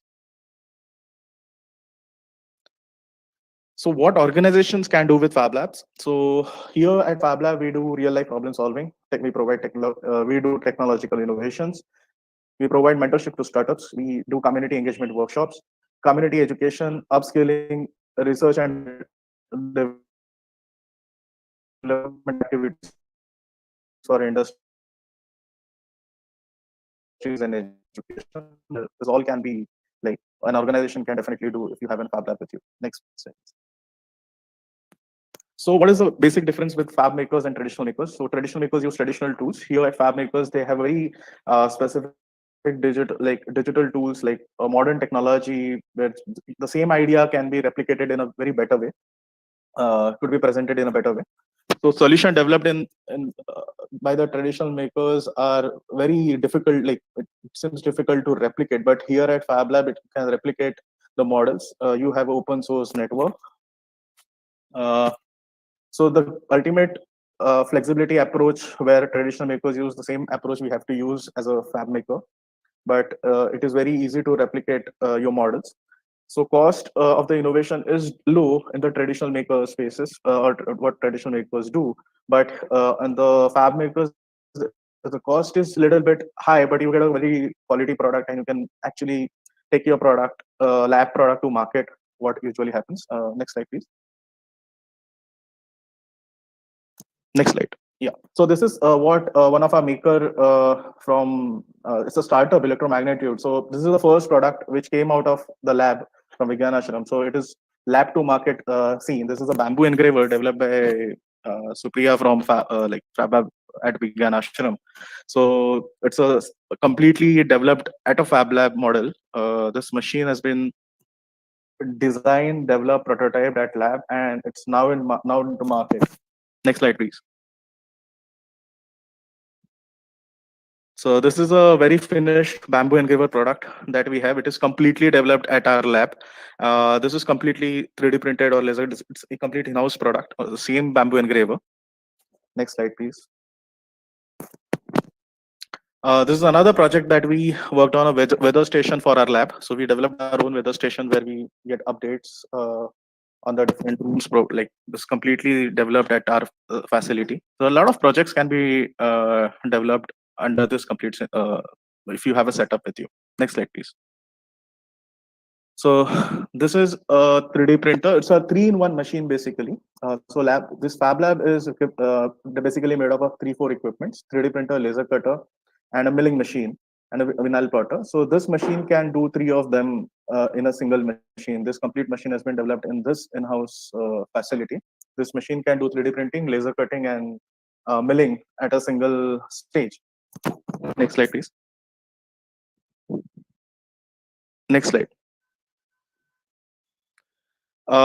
This is a smart mirror, IoT-based mirror developed by a 13 years old kid at lab. The smart mirror is IoT controlled and provide us live data like news. It plays music. It gives you your calendar. It shows you like if you're just in the morning, if you're in front of a mirror, you can get all the updates on a single mirror. You don't need to carry your mobiles all the time. Next slide, please. So it's a sound diffuser, which has been developed by a maker in our facility. So you just need an idea. There is no limitation with this facility today. You just need an idea. We can develop that idea into prototype with the Fab Lab. Next slide, please. So these are some of our innovation coming out of our lab. Next slide, please. So actually, we got an opportunity.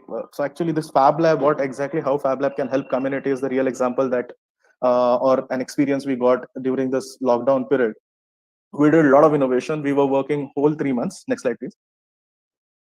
So we developed around 1 lakh face shields. The initiative started by all the Fab Lab community.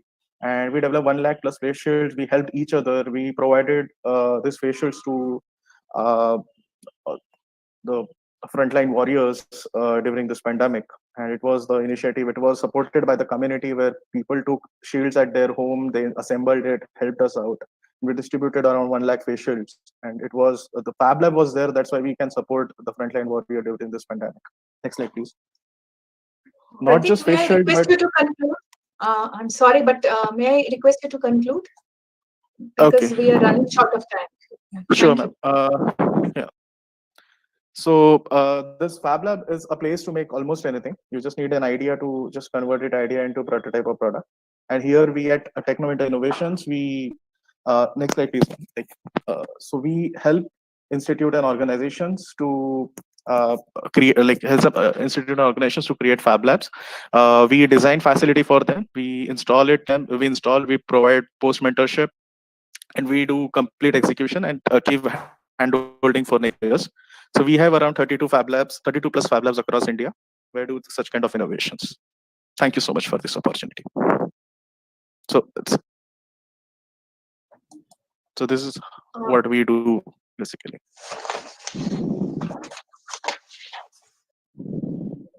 Thank you, Pratik. I hope that this information will be useful so for the youngsters for their skill upgradation. Now, I would like to invite our next panelist, Dr. Pragati Gokhale. She is a retired principal scientist from Mahatma Gandhi Institute of Rural Industrialization. While working in field, she came across the challenges of farmers and rural entrepreneurs. She took this as a social mission, created a digital platform using her IT background, and created a platform called marketmirchi.com. She is currently advisor at Rajiv Gandhi Science and Technology Commission and founder of chief mentor of Mission Mera Mobile Mera Marketing. She will be presenting zero budget online agro and rural marketing via marketmirchi.com. Over to Dr. Pragati Gokhale.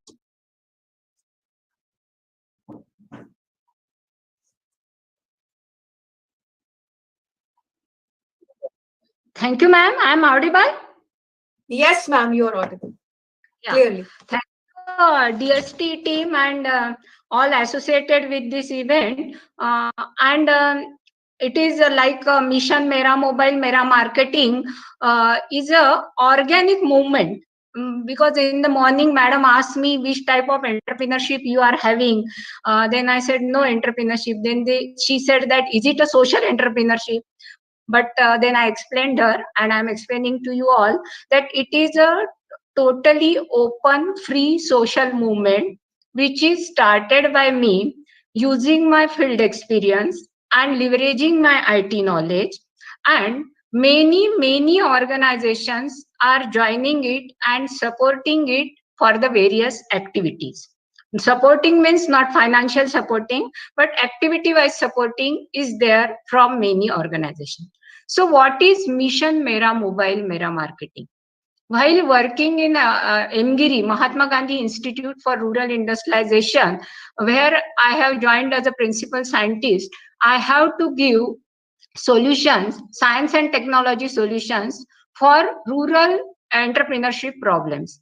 And there I came across after various क्या बोलते हैं उसको थोड़ा field study and ground interaction make me aware कि सबसे बड़ा bottleneck जो है for rural entrepreneurship to grow and to for farmers to grow is the marketing.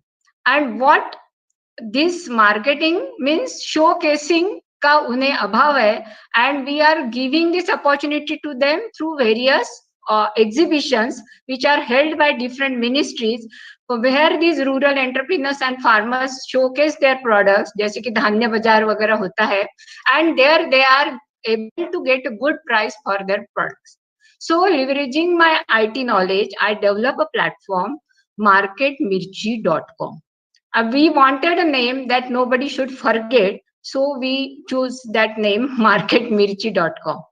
And after that, it was a time of about 2014-15, and that time that digital India just started to emerge, and internet has not reached all the corners of India, and also the smartphones were likely to come in the stage. So that time I went to Bhuj, and it was in 2016. And there I want to present about this marketmirchi.com. It was a huge exhibition organized by our ministry and for farmers. So that time my laptop stopped working. And then I was worried, but the guy who was assisting me was smart. He said, "Madam, no need of laptop. We can show on our smartphone." So I said, "Oh." Then the girl who was sitting at the counter of this exhibition, she was a super smart. She started announcing, "Mharo mobile se Mharo marketing." So that day, there was a huge Mharo mobile se Mharo marketing. That word picked up so well that there was a huge queue of farmers in front of me with their mobiles telling me, "Madam, batao ki how we can market our products with our mobiles." And all of them were having so good smartphones that I was ashamed of my smartphone that day. So that day we named our mission as Mission Mera Mobile Mera Marketing. So what is currently in the Mission Mera Mobile Mera Marketing? Of course, the prime part is marketmirchi.com, and we have developed it with a very minute attention to the problems which faced at the bottom of pyramid. What we have not developed it as an app, because we have noticed that many a times it is needed to teach them how to download app, फिर उनके mobile पे space नहीं रहती. So we have developed it in the latest progressive web app technologies, where it is not required to download like app, but still it looks and works like app on your mobile, and even its icon can be made on your home screen like app. It is of course multilingual. Bharat के सारी भाषाओं में चलती है, major भाषाओं में. And we have kept the user interface as simple as possible. We have not asked anybody to register first. तो पहले लंबा वो registration form भरो, वो सारा नहीं है. We directly take them to action. We tell them, just click on post free sales ad, select your category, post your ad, and at the end there is a user registration button which requires only their mobile number, name and address, email if they are having. And immediately when they click on the post sales ad, they will get a link of buyers in their SMS. And similarly, when buyers click on post free buy ad and post their ad, they get a link of sellers in their SMS. So it is a completely free open buyer seller hub in agro and rural domain. यहाँ पे आपको grains मिलेंगे, pulses मिलेंगे, vegetables मिलेंगे, even all agro processing categories, all rural products categories, मिर्ची, मसाले, handloom, handicraft, rural service providers, everything which is under agro and rural domain that we have tried to cover in marketmirchi.com as a different categories. So the process is very, very simple. And this is you take just 1 minute. Any farmer in India takes only 1 minute to post ad. मेरा दावा है, और वो उसके साथ अपना बढ़िया photo भी लगा सकता है. बाद में we have introduced one new feature in it just to keep them active. Once they post ad and they get a link of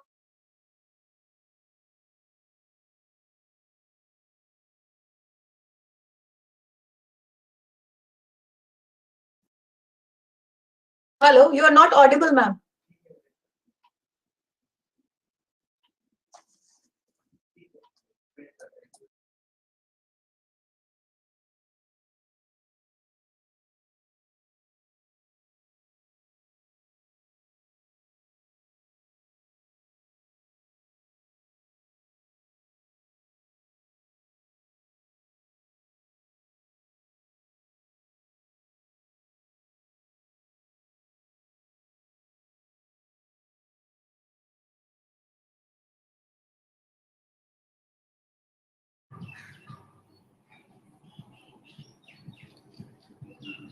I think we lost her. Her connection is lost. Looks like. Okay, because I was trying her number, but I think she's not picking up the phone. So should we take the next speaker, or we should wait? Take it, because we do not have much time. 4:15 PSA will join. Hello, yes ma'am. आवाज नहीं आ रही ma'am आपकी. नहीं नहीं आ रहा. अब शुरू से तो आ रहा है. And your slide where mission मेरा मोबाइल मेरा marketing, that is running, and from there you lost. You were lost. No. From the slide of mission मेरा मोबाइल मेरा marketing.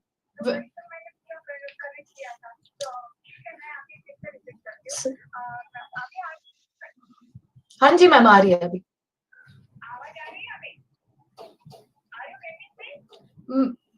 Just hold on.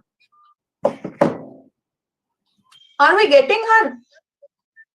No sound. No sound. So we'll take the next one.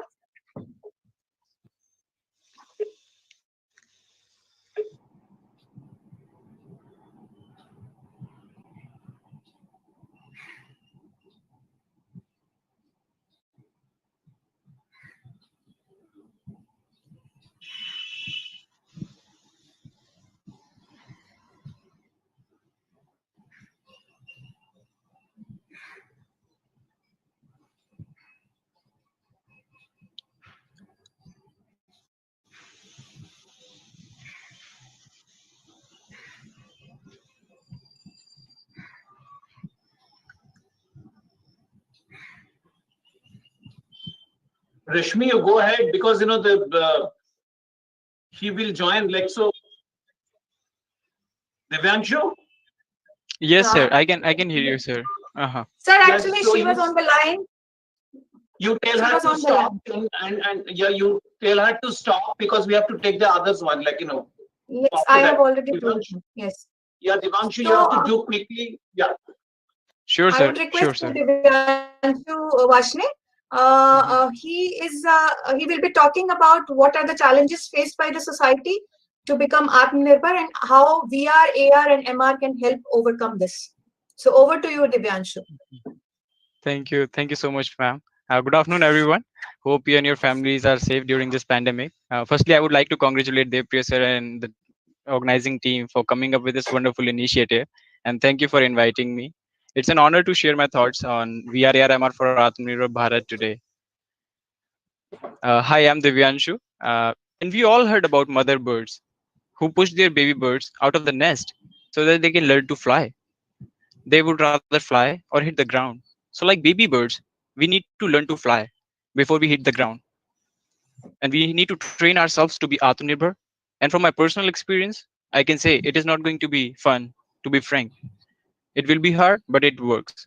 If you're not going to push yourself now, then sooner or later, your life will push you into abyss. And you will regret of not taking action initially. Let's see what it takes to be Aatmanirbhar. First, you need to be positive and confident of what you are doing. Second, upskill consistently. There is no age for learning and education. We need to make it a process in a life to learn from everyone, from everything. Third, embrace accountability. This gives you a sense of empowerment and the confidence that you're capable to shape your life yourself. Fourth, be informed. Know about your surrounding. Know where you are. The more you know, the more concentrated your decision making will be. And the last one, time bound. Basically, when you are going to achieve your goal, with what frequency, in what time period. Time is very cruel, but it can be your friend too. This is not the end. We have other barriers which we can't overcome as an individual. Like it's hard to get the skilled subject matter experts, limited resource, limited facilities, and the complex training process. But don't worry, VRARMR is there to help overcome these challenges through various SNT based solutions like AR Lab, the future of anywhere, anytime learning at your fingertips. AR Lab creates endless virtual facilities just using a smartphone. Like if you want to learn or use a 3D printer, but you don't have a 3D printer, AR lab, using AR lab, you can augment a 3D printer into a real environment and can do hands-on activities.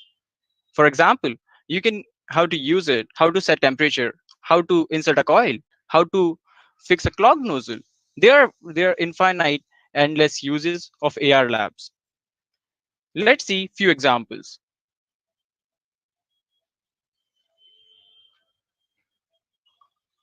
Here you can see the different body organ parts into 3D, which makes it more cognitive and immersive and increase the retention.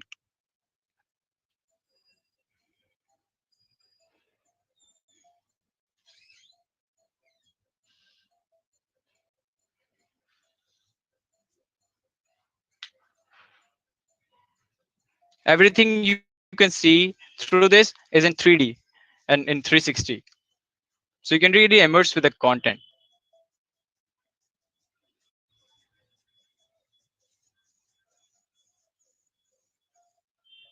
You can do assessment, you can track the progress, you can do storytelling.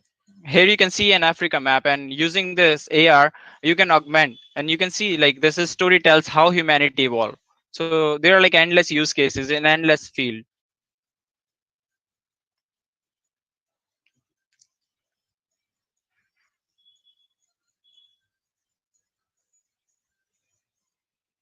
You might be wondering after seeing the video how AR Lab is benefit. So AR Lab provides you a cross-platform access. You can access it from any device, and it improves retention and outcome. And the 3D simulation and fun and convenient curriculum makes it more motivating, so that like the person feel motivated toward the learning, and it increases the productivity and efficiency. It develops an innovative mindset and gives you an unlimited access to use expensive equipments with a zero maintenance cost, and also helps in capacity building. As in India, we have millions of smartphone users, so we can reach to millions of users using this AR lab and can create a innovative mindset and train them. VR and AR is the best technology to address the local problems in agriculture and healthcare.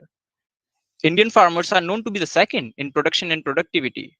Despite the fact they are marginal and small farmers, they face difficulty in accessing the latest machines and facilities. So VR and AR is helping them with strengthening their knowledge gap in their native language, using creating like immersive the curriculums and the things and the tool trainings and remote support. Virtual reality is a new effective technology which has endless use cases in medicine, and it already shown progress in chronic pain management and gamified the rehabilitation process. And it is also helpful in medical training and tool maintenance. Now I would like to present remotely the latest technology developed by VRARMR. Remotely transforms the way we provide training today.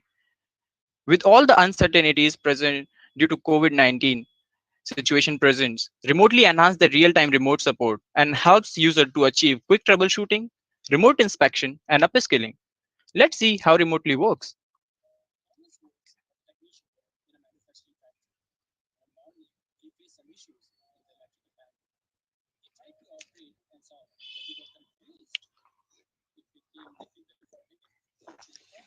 Like here you can see, the person got confused like how to solve the problem.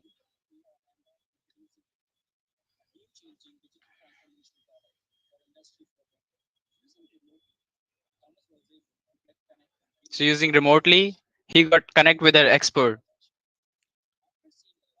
The expert gonna analyze by seeing the live view. So remotely makes communication more interactive. It increases the interaction and collaborations.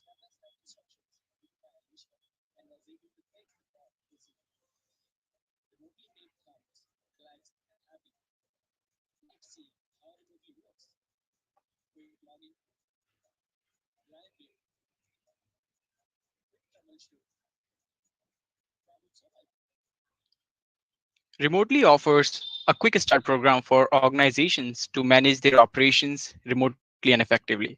It reduces the travel cost and provide assistance with 100% consistency of training. There is no need for a trainer to be on site. Let's see how remotely helps in pharmaceutical lab.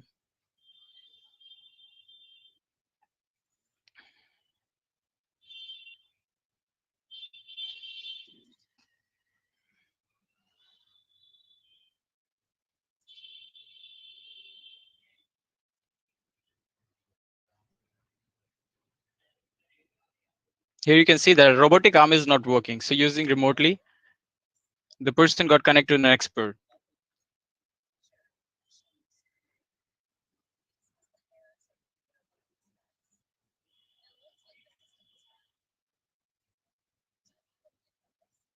An expert is using 3D annotation so that the person can get what he needs to do, so that the action will be more better and more faster.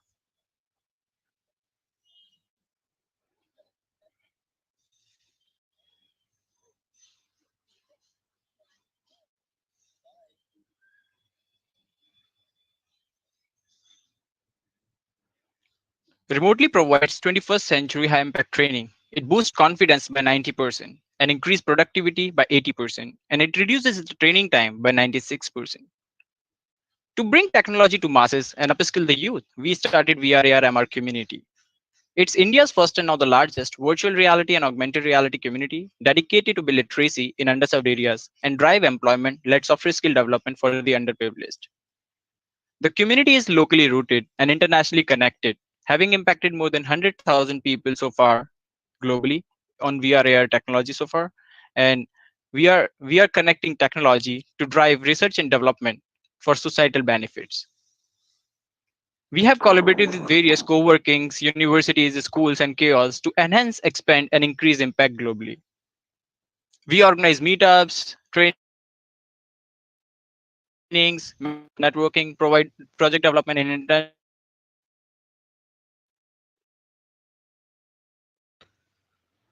We co-organize Reality Virtually Hackathon every year at MIT Media Lab Boston.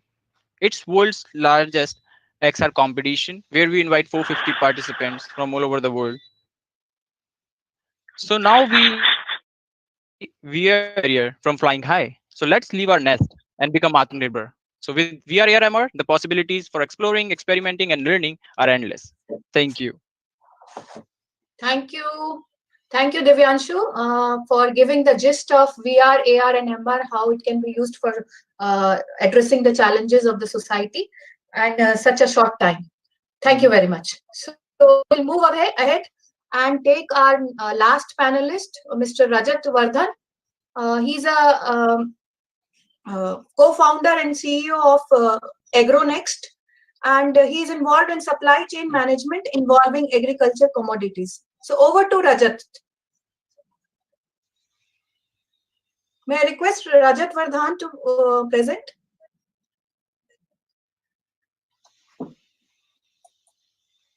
Everybody, am I?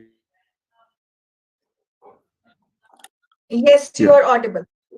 Yeah, so I would like to thank Dr. Ketki Bapat, Dr. Rashmi Sharma, Dr. D. Datta, Ms. Rajni Rawat, and Ms. Pooja for this opportunity. We are AgroNext and we are a farm digitalization platform. Next slide, please.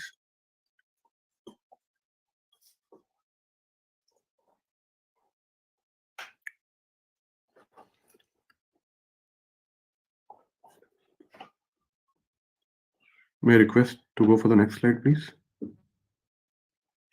Yeah. So our vision to be the single largest tech and human intelligence powered platform that delivers product and services of significant value to farmers by connecting all stakeholders. When we say human intelligence, we have learned it hard way from our educational background, industry experience, and by bringing AgroNext to this level, that human intelligence remains to be the most important tool which will drive technology at AgroNext. Next slide, please.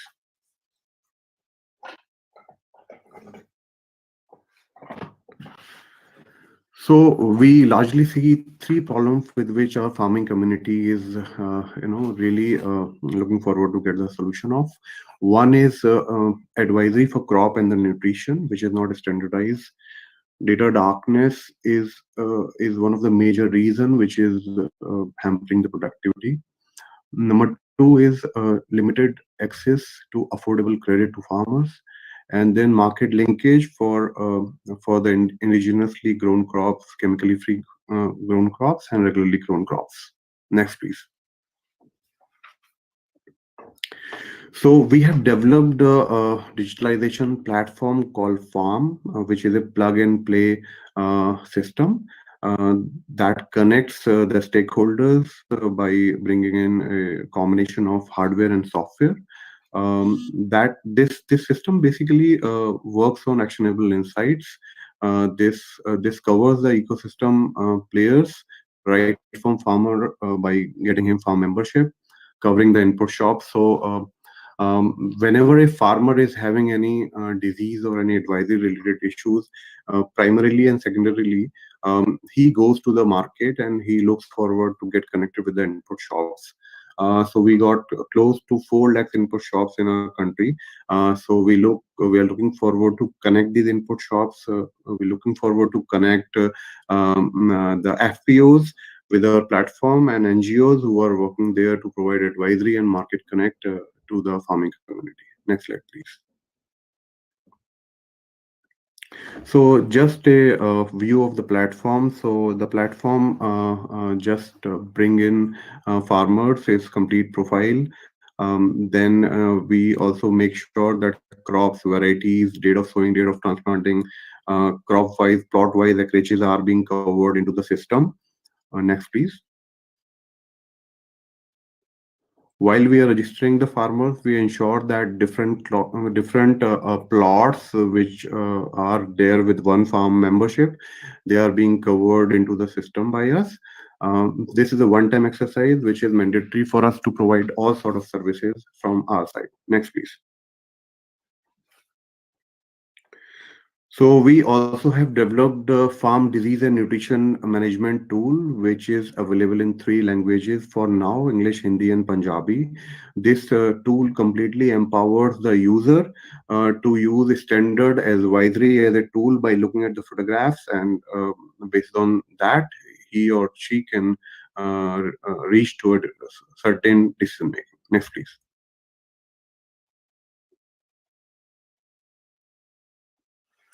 So the architect of the entire system is quite complex. We are bringing different layers of data: transaction data, weather data, soil data, self-reported data by the farmers, and combining this, the decision making is being reached out. Next, please.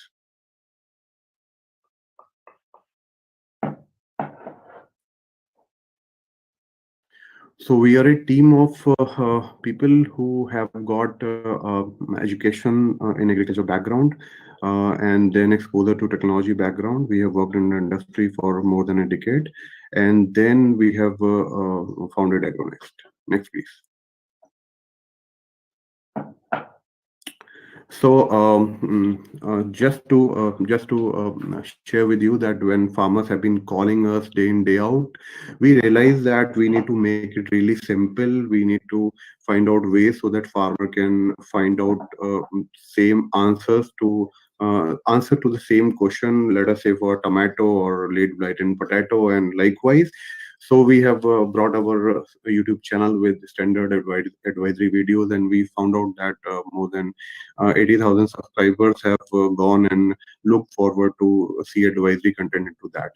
We also have brought a lot of products on the platform so that the farming community gets a standard product while they are using the advisory. Next, please.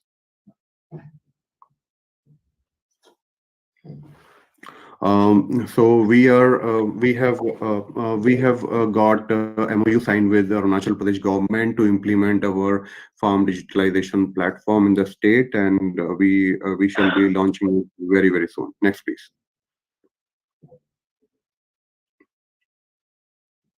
We are the winners, national winners of Mahindra Ag Startup 2020. Next, please.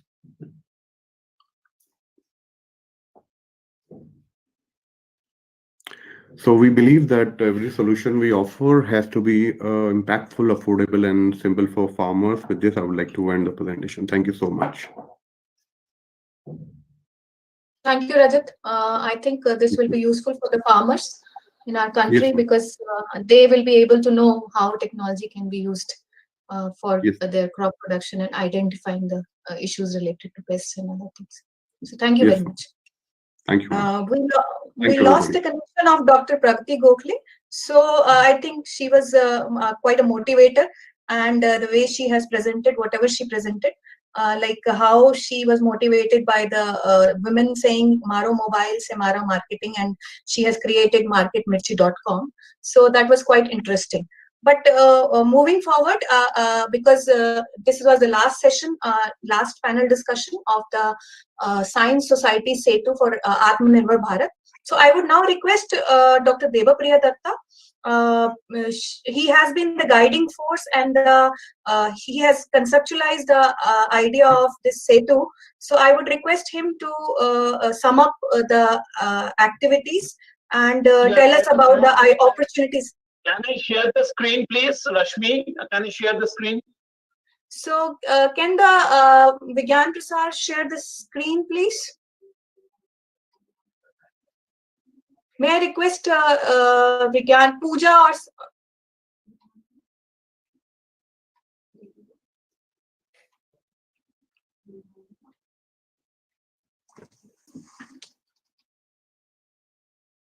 No, it is not. Not ma'am. Me. so you have been made the presenter, she says. No, I can't. Pooja, you have the Sure. presentation of. Now it is. Okay, sir. Yeah. So I think already. I think we like by 4:50 the honorable PSA will join. I have only 5 minutes, so I don't know like whether this quickly I can do it, or should I request like Dr. Anil Joshi, like who is a like one of the member of our technical advisory group, to share his views, and maybe after PSA speaks, I will like come back to this, that what is our journey so far, because in 5 minutes I can't. I think, sir, that is a great idea. So we can request Dr. Anil Joshi to give his view, and then maybe we can request the PSA, and later on you can present it. Yeah, whether sir is here. Yes, Anil Joshi sir is there. Yes. Hello. Yes, sir. Namaskar, sir. PSA sir भी आ गए? Am I audible? Yeah, you are audible. Sir, you are audible. मेरे को सुनाई दे रहा है? जी sir, बिल्कुल सुनाई मेरा दे रहा है। अनुरोध ये भी था, मैं ये एक अनुरोध कर रहा था कि जब PSA साहब आए तब मैं 2-3 मिनट उन्हीं के सामने अगर कोई बात बोलूंगा तो शायद ज्यादा बेहतर रहेगा, जैसे आप लोगों का आदेश। मुझे लगता है कि मैं कुछ ऐसी बात एक सामाजिक कार्यकर्ता होने के नाते उस तरह से बोलूंगा तो शायद बेहतर रहेगा, मेरा मानना है। Okay. So what I will do, I will start that like whatever we have sharing my thoughts, and like whenever PSA will join, please someone inform me when PSA joins, because since I will be speaking, so I may not be able.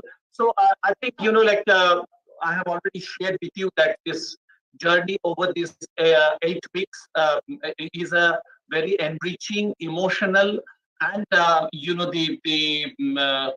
very useful for taking forward not only our the ISTI seed program, but in the total perspective, the STI interventions for the country. So with this 8 weeks and the 16 sessions, we could arrange 123 speakers to be here. 89 of them are new, who are not within our network. There were 90 institutions, 63 of them are new, who are not in our network. We could ensure participation of the 7 the ministries for the interministerial collaborations, 3 international organizations in the UNDP, UNIDO, and UNICRISAT, and around 2,027 registered participants. There are around more than 21,000 attendees over different the social media, and this shows 160 social media posts we did to outreach.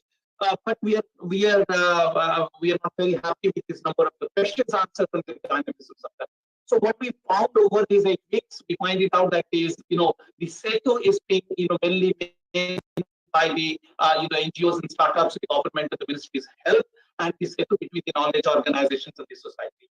So if I evaluate the progress, I just want to do it in this framework of lessons learned, opportunities identified, and the follow-up, the action. So here the lessons, like the learns, if you see that this many different stakeholders we could bring together, the ministries of the departments, the knowledge organizations, the international organizations, the CSRs and the industry associations, NGOs, and the startups, other than our core support groups, many other NGOs we can bring, and a large number of startups. These are all indicators we could bring in this clinic. So the lessons what we have learned, that like these are the please someone inform me when PSA is here. So we found it out that the cross-bridge collaborations and networking more knowledge organizations, NGOs, and communities. Like this is communities are, it has been initiated for handholding, technology development, standardization, and the technology information disseminations. Many ministries, international organizations, new knowledge organizations, NGOs have come forward to take this concept of Setu in cross-bridging the science and society to cater to the emerging needs. We've identified many new experts, new institution, resource group, user group, new collaborators at global, national, local level to strengthen the STI-based local development. Identified many new or emerging technologies, priority areas, many technologically feasible and economically viable solutions for improving the livelihood and as well as the social entrepreneurship. New ideas and opportunities for the STI-based equity and inclusions we have discussed, and we have found out the way of new ways and new partners too. We have found that the technology should follow the the societal requirement. The technology must improve the weakest link and utilize the strongest link of the livelihood system. But we could find that many challenges also. It's very difficult to attract knowledge organizations in this type of platform. So we have to find out a new ways to do that. Technical challenges to reach out to the real community and bring them for the dialogue for the culturally changing aspirations, and making the platform interactive, because there are some issues from our side, and in general people listens more, ask questions less in general. Then what we find that many new interventions, ideas has emerged over these 8 weeks. We found that for livelihood system spending, there is now the requirement of a land-to-lab program, and already NIF is doing it, so that we will partner with NIF to strengthen that. Program for the implement of the locally produced technology with the knowledge organizations. Many of the NGOs and the local organizations have their locally the available technologies, which can be improved with the knowledge organizations. We can have a program for that, for developing, improving that. For productivity and environmental performance optimization for sustainable development at the local level is the requirement at the field level. Need of appropriate technologies in diverse livelihood sectors is the need. We had agroecological mapping. It's a time for the livelihood system mapping now. Farmers' capacity building along with the agriculture universities of this is a new uses of the robotics in the agriculture. So these are the new opportunities we found that it can be done. Social entrepreneurships development. We found that there is a need of one-stop technology mart for the NGO and the companies, establishment of the virtual technology incubation facilities, local innovation centers. There are challenges in scaling up the technology because the manufacturing capacity at the local level needs to be built up.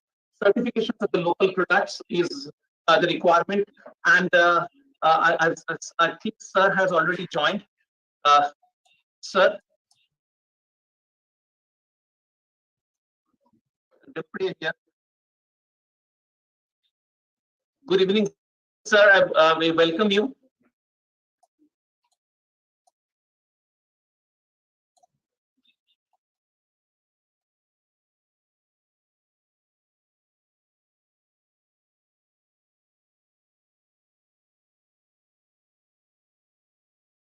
techniques we have like, but with your time, we will start your the markdarshan here, sir, and then we will come back. So I just I introduce. I will just stop my presentations here, and I will come back.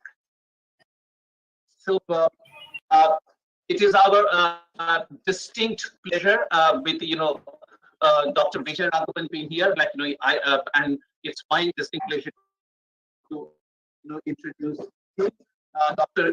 Vigyan Raghavan, as you know, he's a very the distinguished global level scientist, fellow of Indian Science Academy's Royal Society and the Padma Shri holders, and he is now our principal scientific advisor, showing and leading us so that the fruit of the science technology innovations can go to the most unserved in the country. So before we start, I just Dr. Anil Joshi, who is present here, Padma Bhushan, Dr. Anil Joshi, who is a member of our technical advisory group. He wants to just give you an overall what has happened over these 8 weeks. With your permission, sir. Please, जरूर. Sir मेरी आवाज, अरे नमस्कार, आपको प्रणाम और नमस्कार.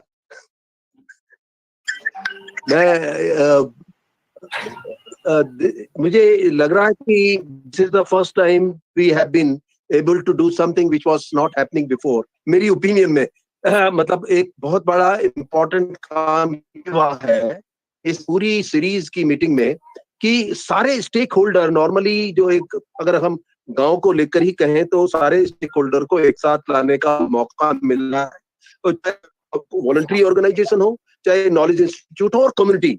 We were all at one platform. और बड़ी बात ये थी कि इंटरफेस, इंटरैक्शन और इंटरवेंशन हमारा किस दिशा में जाना चाहिए, ये एक बड़ा अच्छा डिस्कशन इस बीच में हुआ. और सबसे बड़ी बात जो ये भी थी, जो मेरी ओपिनियन में एज ए गांव का काम करने वाला था, सोसाइटी के साथ जुड़ा हुआ, कि हम एक प्रायोरिटी भी समझ रहे थे, गैप भी समझ रहे थे, और आने वाला समय में वे अहेड हमको क्या करना चाहिए इस पूरी सीरीज में. और सबसे अच्छी बात यह है, इन्होंने सबसे बड़े अच्छा काम ये किया कि सभी स्टेक होल्डर्स को कहीं ना कहीं जोड़ दिया. अब ऑर्गेनाइज करने में अगर वो पीएलसी ऑफिस था, तो CDST था, तो सोशल ऑर्गेनाइजेशन में इन्होंने हेस्को की भागीदारी रखी. तो जितने दो सपोर्ट के हमारे मित्र थे या डिफरेंट सिविल सोसाइटी के लोग थे जिन्होंने इनमें बड़ा काम किया मिलकर के. और मुझे लगता है कि ये एक तरीके से बहुत बड़ी बात हुई. और दूसरा जो एक बड़ा महत्वपूर्ण था कि पहली बार जैसे जो गवर्नमेंट स्कीम्स हैं या मिनिस्ट्रीज हैं, इनको भी ला करके किसी न किसी उसमें इंटरेक्शन जो डिफरेंट टाइम में और डिफरेंट डेज में हुआ, चाहे MSME था और पंचायती राज था, इस सबको ला करके उनकी भागीदारी भी कर लेना और उनके अनुभवों को और सिविल सोसाइटीज के अनुभवों को दोनों को जोड़ देना. क्योंकि पहले दिन हर एक इंटरेक्शन में मतलब यूनिवर्सिटी या नॉलेज इंस्टीट्यूट बोलेंगे, दूसरी दिन इन्होंने ये बात तय हुई कि सिविल सोसाइटीज ने जो काम किया है वो होगा. तो एक तरह की अलग पार्टनरशिप को डेवलप करने की कोशिश की, जो कि मुझे लगता है कि आज तक शायद होना चाहिए था, कि जो कभी भी नहीं हुआ. और इससे भी महत्वपूर्ण जो कि आप को अच्छा लगेगा, क्योंकि मैं आपकी कार्यशैली से परिचित हूं, कि अभी पूरा इकोलॉजी इंक्लूसिव इकोनॉमी हमारी कैसे जा सकती है, क्योंकि वही मूल मंत्र है सस्टेनेबिलिटी का, जो कि शायद अभी हम चूके हुए हैं. तो ये एक बड़ा था. और अच्छी बात है कि एक तरफ new science we were talking about, at the same time the culture and the wisdom issues were equally involve. ये सब चीजें community priority, community way of doing were acknowledge. तो ये चीजें मुझे लगता है कि एक कंप्लीटनेस, इंक्लूसिवनेस को लेकर के था, और एक 2 वेज ड्राइव थी जो मुझे लगा. एक तो यही था कि हम किस तरह से गवर्नमेंट के जो प्रयोग चल रहे हैं स्कीम के, उनको एक्नॉलेज करना, और दूसरी बात कम्युनिटी के एफर्ट्स, चाहे वो सिविल सोसाइटी के रूप में हो, उनको भी एक्नॉलेज करना और एक ही प्लेटफॉर्म पर लाना. मैं समझता हूं कि ये एक बड़ा अच्छा प्रयत्न था. रास्ते भी इसने खोले हैं, हमने भी बहुत कुछ सीखा. हमें लगा हमें ये लेना चाहिए, ये पर हमको काम करना चाहिए, इनोवेशन को आप डॉक्यूमेंट करते हो, लेकिन इनोवेशन को के सर्कमस्टांसेस पैदा करना, ये भी एक बहुत बड़ा चैलेंज है कि जो होना चाहिए इन माय ओपिनियन। तो इन सब चीजों को लेकर के एक कलेक्टिव कॉमन एफर्ट्स था जिसमें कि सबने मिलकर काम किया। मुझे आपसे अनुरोध शायद ये भी करना था, मुझे लगता है कि इसके माध्यम से कि कुछ एरियाज में जो कि आपसे अक्सर बातचीत भी होती रहती है कि वो इस रूप में कि पीएसए ऑफिस भी अगर इस रूप में इसी भागीदारी को मात्र ये आज के वेबिनार में या मतलब जो इससे पहले भी जो सीरीज भी उसी में नहीं, लेकिन अगर हम मिलकर के भी करें। और सबसे बड़ी बात ये थी कि जितने भी सीट के मतलब डॉक्टर दत्ता के नेतृत्व में जितने भी थे, सुनील अग्रवाल जी, अपने गोपी जी या रश्मि जी या इंदू जी, रजनी, ये सब लोगों ने एक सुर में इस भागीदारी, उनके अपने experience as a scientific officer गांव के साथ करके, और दूसरा एक्सट्रीम उनके नॉलेज इंस्टीट्यूट से भी थे। और ये भी बात हुई है कि एक इंस्टीट्यूट का बड़ी रोल टेक्नोलॉजी डेवलप करना है और at the same time civil societies का डिलीवर करना है, और इन दोनों के बीच के रास्ते और बेहतर कैसे बन सकते हैं, ये सब बातचीत हुई है। तो मैं व्यक्तिगत रूप से इस बात का आभार भी प्रकट कर रहा हूँ सी डिवीजन का, और आपकी दिशा, आपकी दृष्टि हम सबके लिए बड़ी महत्वपूर्ण होगी। तो मैं अपने इसी के साथ धन्यवाद देते हुए अपनी बात को समाप्त करता हूँ। Thank you, Dr. Joshi, and I request, Professor Vijay Raghavan, the PSA, sir, for your margdarshan, please. Thank you very much, Dr. Datta. Dr. Anil Joshi, it's a great honor to be here with all of you. जो भी कहना था doctor Joshi ने कह दिया, ज्यादा कुछ add करने के लिए है नहीं। मैं सिर्फ 2-3 और बातें बता दूंगा। एक तरह से वो जनरल बातें हैं जो काफी ब्रॉड हैं, और दूसरी तरफ से काफी ग्राउंड लेवल पे connected. At the general level we are facing an extraordinary wake-up call today in the world during the pandemic. This is a lesson that hundreds of years of our approach to our environment and our society and our people has been to use nature, engineer nature, and understand nature to engineer it for maximum benefit for specific societies. Not maximum benefit for all of humanity, not maximum benefit for all of the planet, but for specific societies. जब तक आपका गोल है कि कुछ चंद लोगों या देशों या समाजों की प्रोग्रेस होनी चाहिए और बाकी सब अपने आप जो करना है करने दीजिए, तब तक आप उस सोसाइटी की प्रोग्रेस कर सकते हैं, but this will be at the cost of other societies, other people, disadvantaged people within your society and the world. But this has been the approach the world has taken for hundreds of years, maybe even longer. So keep this one point in mind. Keep a second point in mind that for thousands of years, जिनके पास ज्ञान है, उनके पास शक्ति है, और जिनके पास ज्ञान नहीं है, वो जिनके पास शक्ति है, उनको सुनते हैं, सुनना पड़ता है। So knowledge has been power for a long time. Now, despite ordinary people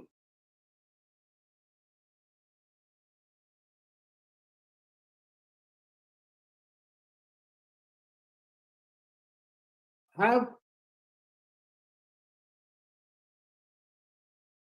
over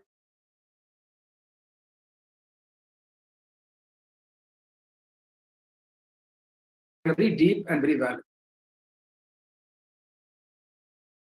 Also, in other societies which did not use this approach to science and technology as something to be used to transform nature, there has been very deep understanding of nature. ये नहीं है कि ये approach सही है और या वो अप्रोच गलत है, या 500 या हजारों साल पहले जो सोसाइटी थी वो सोसाइटी को हमें जाना है, वो सब हम नहीं कह रहे हैं। जो हो गया सो हो गया, लेकिन आगे पूरी पृथ्वी को as a whole world looking at it as something which we need to sustain, कैसे आगे ले जाना, ये बहुत जरूरी है। क्योंकि हम बाकी जानवरों से एक डिस्टिंक्शन है, वो है कि सारी जानवर, all life on earth struggles to survive. Humans, in addition, have, because of their knowledge and their culture and their language and their technology, have become not only able to survive, but they have become responsible for the whole planet. In other words, we have become, stewards for the entire planet. So जब हम science और technology देखते हैं, we have to look at it from the way of this stewardship. इसको कैसे किया जाए? When you look at operationalizing this program you have in seed, वो agriculture और MSME में, economic sector में, social sector में, and so on. इसमें सिर्फ दो चीजें हैं. At one level, we must get out of our mindset from the urban elite that our job is to tell people how to solve their problems. जब तक ये attitude है, तब तक हम अपनी टेक्नोलॉजी डेवलप करते रहेंगे हमारे लैब्स में और कहते रहेंगे कि पता नहीं क्यों ये लोग अडॉप्ट नहीं करते. वो लोग क्यों इतना बढ़िया मैं न्यूट्रिशन पैकेज बनाया, उसको खरीदने के बजाय वो मैगी खरीदते हैं. क्या गलती है उनमें? हम ये नहीं सोचते कि क्या गलती हो सकती है हम में कि हम कम्युनिकेट नहीं कर पाते, हम पार्टनर नहीं कर पाते innovation. So we should see ourselves as one, not as separate from our villages and our rural areas. This is a big cultural challenge. In most other countries, the distinction between rural and urban is one of a sliding scale. यहाँ क्या हो गया है? Since independence, we have created an elite which is as rich, as powerful as any in France or Germany put together, and membership in the elite can come from others. ऐसा कोई दिक्कत नहीं है.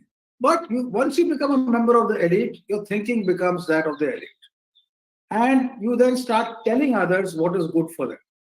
But we should move from this attitude where there is a salt and pepper distinction, where the pepper is the elite and the salt is everyone else, to grinding the peppers so that every bit of the elite is connected with every bit of the salt. Some amount of elitism is good. Deep domain expertise, understanding, looking at knowledge in a unique way, all that is not bad at all. But that elite must come from people around us everywhere and not from a subset. So if we do this, then to go ahead for the seed program, we need to look at it also not just as what we are doing, but how this is linked to other major programs. And when we look at other programs, such as the new education policy or the National Research Foundation, we should look at these programs so that they're all constantly put together. Otherwise, they will all be in their cells. इसीलिए मुझे एक सुझाव है, आप जरा सोच लीजिए अगर ये सही है कि नहीं. और ये कई साल पहले डिपार्टमेंट ऑफ बायोटेक्नोलॉजी के एफर्ट में काफी फायदामंद थी. वो ये थी कि जब फोल्डस्कोप की प्रोग्राम शुरू हुई, वो $1 की माइक्रोस्कोप है, उसको आगे ले जाने के लिए डिपार्टमेंट ऑफ बायोटेक्नोलॉजी ने एक माइक्रो ग्रांट स्कीम शुरू की थी. मतलब आपको 10, 20, 30, 50, 1 लाख, 50,000, 1 लाख रुपए की ग्रांट मिलती थी रिसर्च करने के. तो ये सब जो कह रहे हैं बाकी सब सेक्टर में, इसके साथ साथ हमारे साइंस एजेंसीज, DST, DBT वगैरह अपने आम आदमी को एक ग्रांटिंग सिस्टम करनी चाहिए ताकि उनको छोटे ग्रांट मिले एक्सप्लोर करने के लिए. उसमें एक दिक्कत है, आज की साइंस एंड टेक्नोलॉजी पुराने समय की साइंस, पुराने मतलब मैं 10-20 साल के बारे में बात कर रहा हूँ, साइंस एंड टेक्नोलॉजी काफी बदल चुकी है. 30 साल पहले अगर आपकी एम्बेसडर कार किसी गांव में रुक जाती है और प्रॉब्लम है, वो खोल के कोई भी बंदा बता देगा कि ये ट्यूब ठीक नहीं है, मैं अभी भाग के लेके आता हूँ, उसको ठीक कर देता हूँ, आपका स्पार्क प्लग क्लीन कर देता हूँ, कार्बोरेटर को साफ कर देता हूँ, चलेगी गाड़ी. आज की गाड़ी को अगर बोनेट खोलें तो पता नहीं चलता अंदर क्या है. इतने सारे वायर हैं, कंप्यूटर है, वो इंजीनियर को बुलाना पड़ता है महिंद्रा से, वो आएगा एक दिन में और वो बक्सा निकालेगा, दूसरा बक्सा डालेगा और ठीक हो जाएगा. यानी कि वो टेक्नोलॉजी इतनी बदल चुकी है, सॉफ्टवेयर से इतनी कनेक्टेड है, इलेक्ट्रॉनिक से इतनी कनेक्टेड है कि ये तो हम भूल नहीं सकते. So these grants should be connected to the availability and access of the latest technologies and understanding, and therefore must be tied with an education in your own language in addition to English. यानी bilingual education में इसकी समझदारी आनी चाहिए. तब ये सब programme जो आप कर रहे हैं उसके साथ साथ लोकल कैपेसिटी भी होगी, और आपकी जितना भी एडवांस कार हो जहां उसकी ब्रेकडाउन होती अनिल जोशी साहब के घर के पास, वहां कोई रिपेयर कर पाएगा बिना कोई दिक्कत. धन्यवाद. Thank you, sir. Actually, in this Science Society and Setu, actually the whatever you have told, with the the same spirit we have tried to do it, the conduct and to find it out as solutions. Because the other way, the government programs we run, I think the outcome and the impact, the way we are creating, but especially the post-COVID world and the India and Bharat needs a different type of handling of it and solutions. So we are finding out that many of the the opportunities over these 8 weeks that we are trying to do it alignment with the Aatmanirbhar Bharat, and we will come back to you, sir, with a comprehensive the report and the implementation part. What we the first understanding what has come, that there is a need in the country of a mission mode science society Setu mission, where all the ministries, all the stakeholders of the startups, for the recent Setus, the non-governmental organizations, the CSR groups, the foundations, we should work together and can addresses the the part of the whole the systemic gaps, and probably like that will create the the technological pool which is according to our the livelihood system needs. And so that is the understanding what we have developed, and we have developed the very new ways and the new way of partnerships between different of the stakeholders. And we will put to you this understandings and this new way and the new models of working. Other than that, many new emerging technologies taking into from the Ministry of Science and Technology. That's one of the our objective. Other than that, the new technology, the way of the technology delivery, that many new ways we have found. So thank you very much, sir, to be here. And sir, again, unfortunately, I have to go, Devapriya. Yes, sir. Before you go, there is a request from our the Vigyan Prasar team that if all of us can at least they put our video on and they want to take a photo, and that that will be a like that would be a moment to cherish for all of us, if it is possible, sir.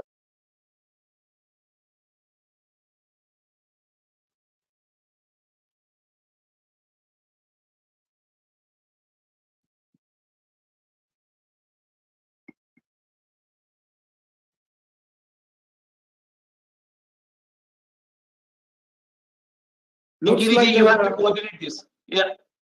Kinkiniji, you have to coordinate this. There's a webcam limit, so my webcam cannot come on. Oh. Don't worry. Okay. Don't worry. My photograph is not. Yeah, we will put it here, but this photograph you can take, and at the end probably we can take it. And sir, thank you very much for your motivating and words and the margdarshans. And as I've told, that we'll come back to you shortly with a roadmap to go ahead. Thank you again. Thank you, everybody. Bye. Thank you very much. Thank you. So I will just start where I left, because it is at least good that he has shared his mind, and this gives us little bit of time just after my sharing of whatever you do. I will open it up and take your views, so that as we know, this is not a it is not a one direction, as we didn't want to keep. Please, can you Vigyan Prasar, can you please, my screen sharing opportunity, can you put it on, please? My screen, please.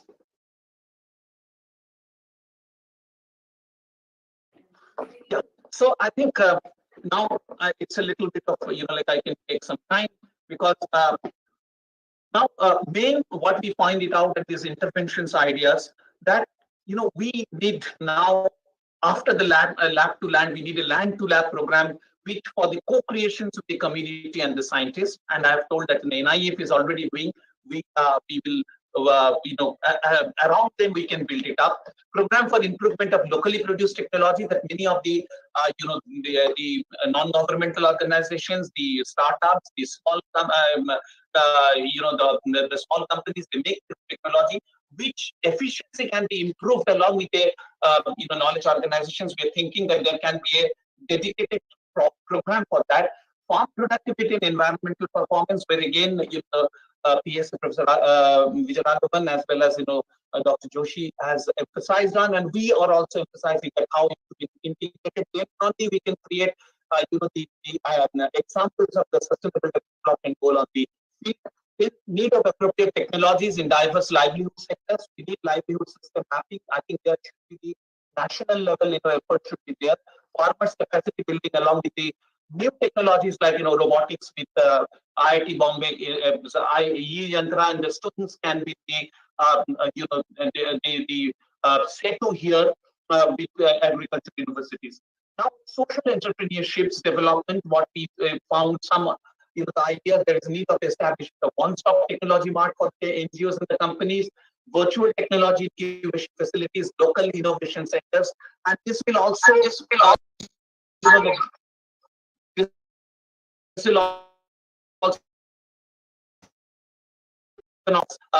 full-time equivalent workers. So if we can create the SNT workers more for our local level development, that will give a huge our systems alignment to our requirement of the social systems, and also will improve India's FTE requirement, which almost in order to catch up with the higher investment in SNT, we need almost the current 255 needs to be around 1200, almost 8 times we have to increase. There are challenges in scaling up of the technology, and we have found that there needs to be in the manufacturing capacity at the local level. Certifications of the rural programs, like we had yesterday, we have heard from my colleague, Mr. S.S. Kohli, that the Sati and the FIST facilities, this can be developed and utilized to that. There is an opportunity for many of these startups are doing, social startups are doing exceedingly in a way. They have to be brought into our the entire ecosystem, the ecosystems, and working with the livelihood sectors with the different government NGOs and with different partners. Then there is a requirement of establishing linkage between industry, knowledge organizations, regulators, and authorities with focus on funding gaps for technology scaling up. This is very important because we need so today we have seen for creating amplifying business opportunity how Facebook, KPMG, impact investors, they are working along. We need venture capitalists, and the social venture capitalists to come into. So what the core of our approach was to like how to catalyze the cross-bridge collaborations. And we could find it out. This is some of the indicative form. This is not all. We will think of the report where everything will be there. We have found across these interministerial collaborations, intra-divisional within the ministry, the department itself, knowledge organization, NGO startups, NGO, knowledge organization, NGO startups, knowledge organization, community knowledge organization, startup community, and CSR and the foundation. With you in the text of the agriculture, IMD, the first day, if you remember, then IMD NGOs, they have an opportunity for the establishment of the agricultural meteorological forecast unit in these NGOs. Then the Mahalanabi Center for the crop forecastings are ready to train the NGOs in the satellite-based crop yield forecastings. TriJAR is an ICR organizations for the the jute and allied fibers. They have already given an the offer that the NGOs can work with them for the jute seed productions and the other fiber processing technologies all over India. in the allied sectors of animal husbandry and fishery, there is, in the NGOs,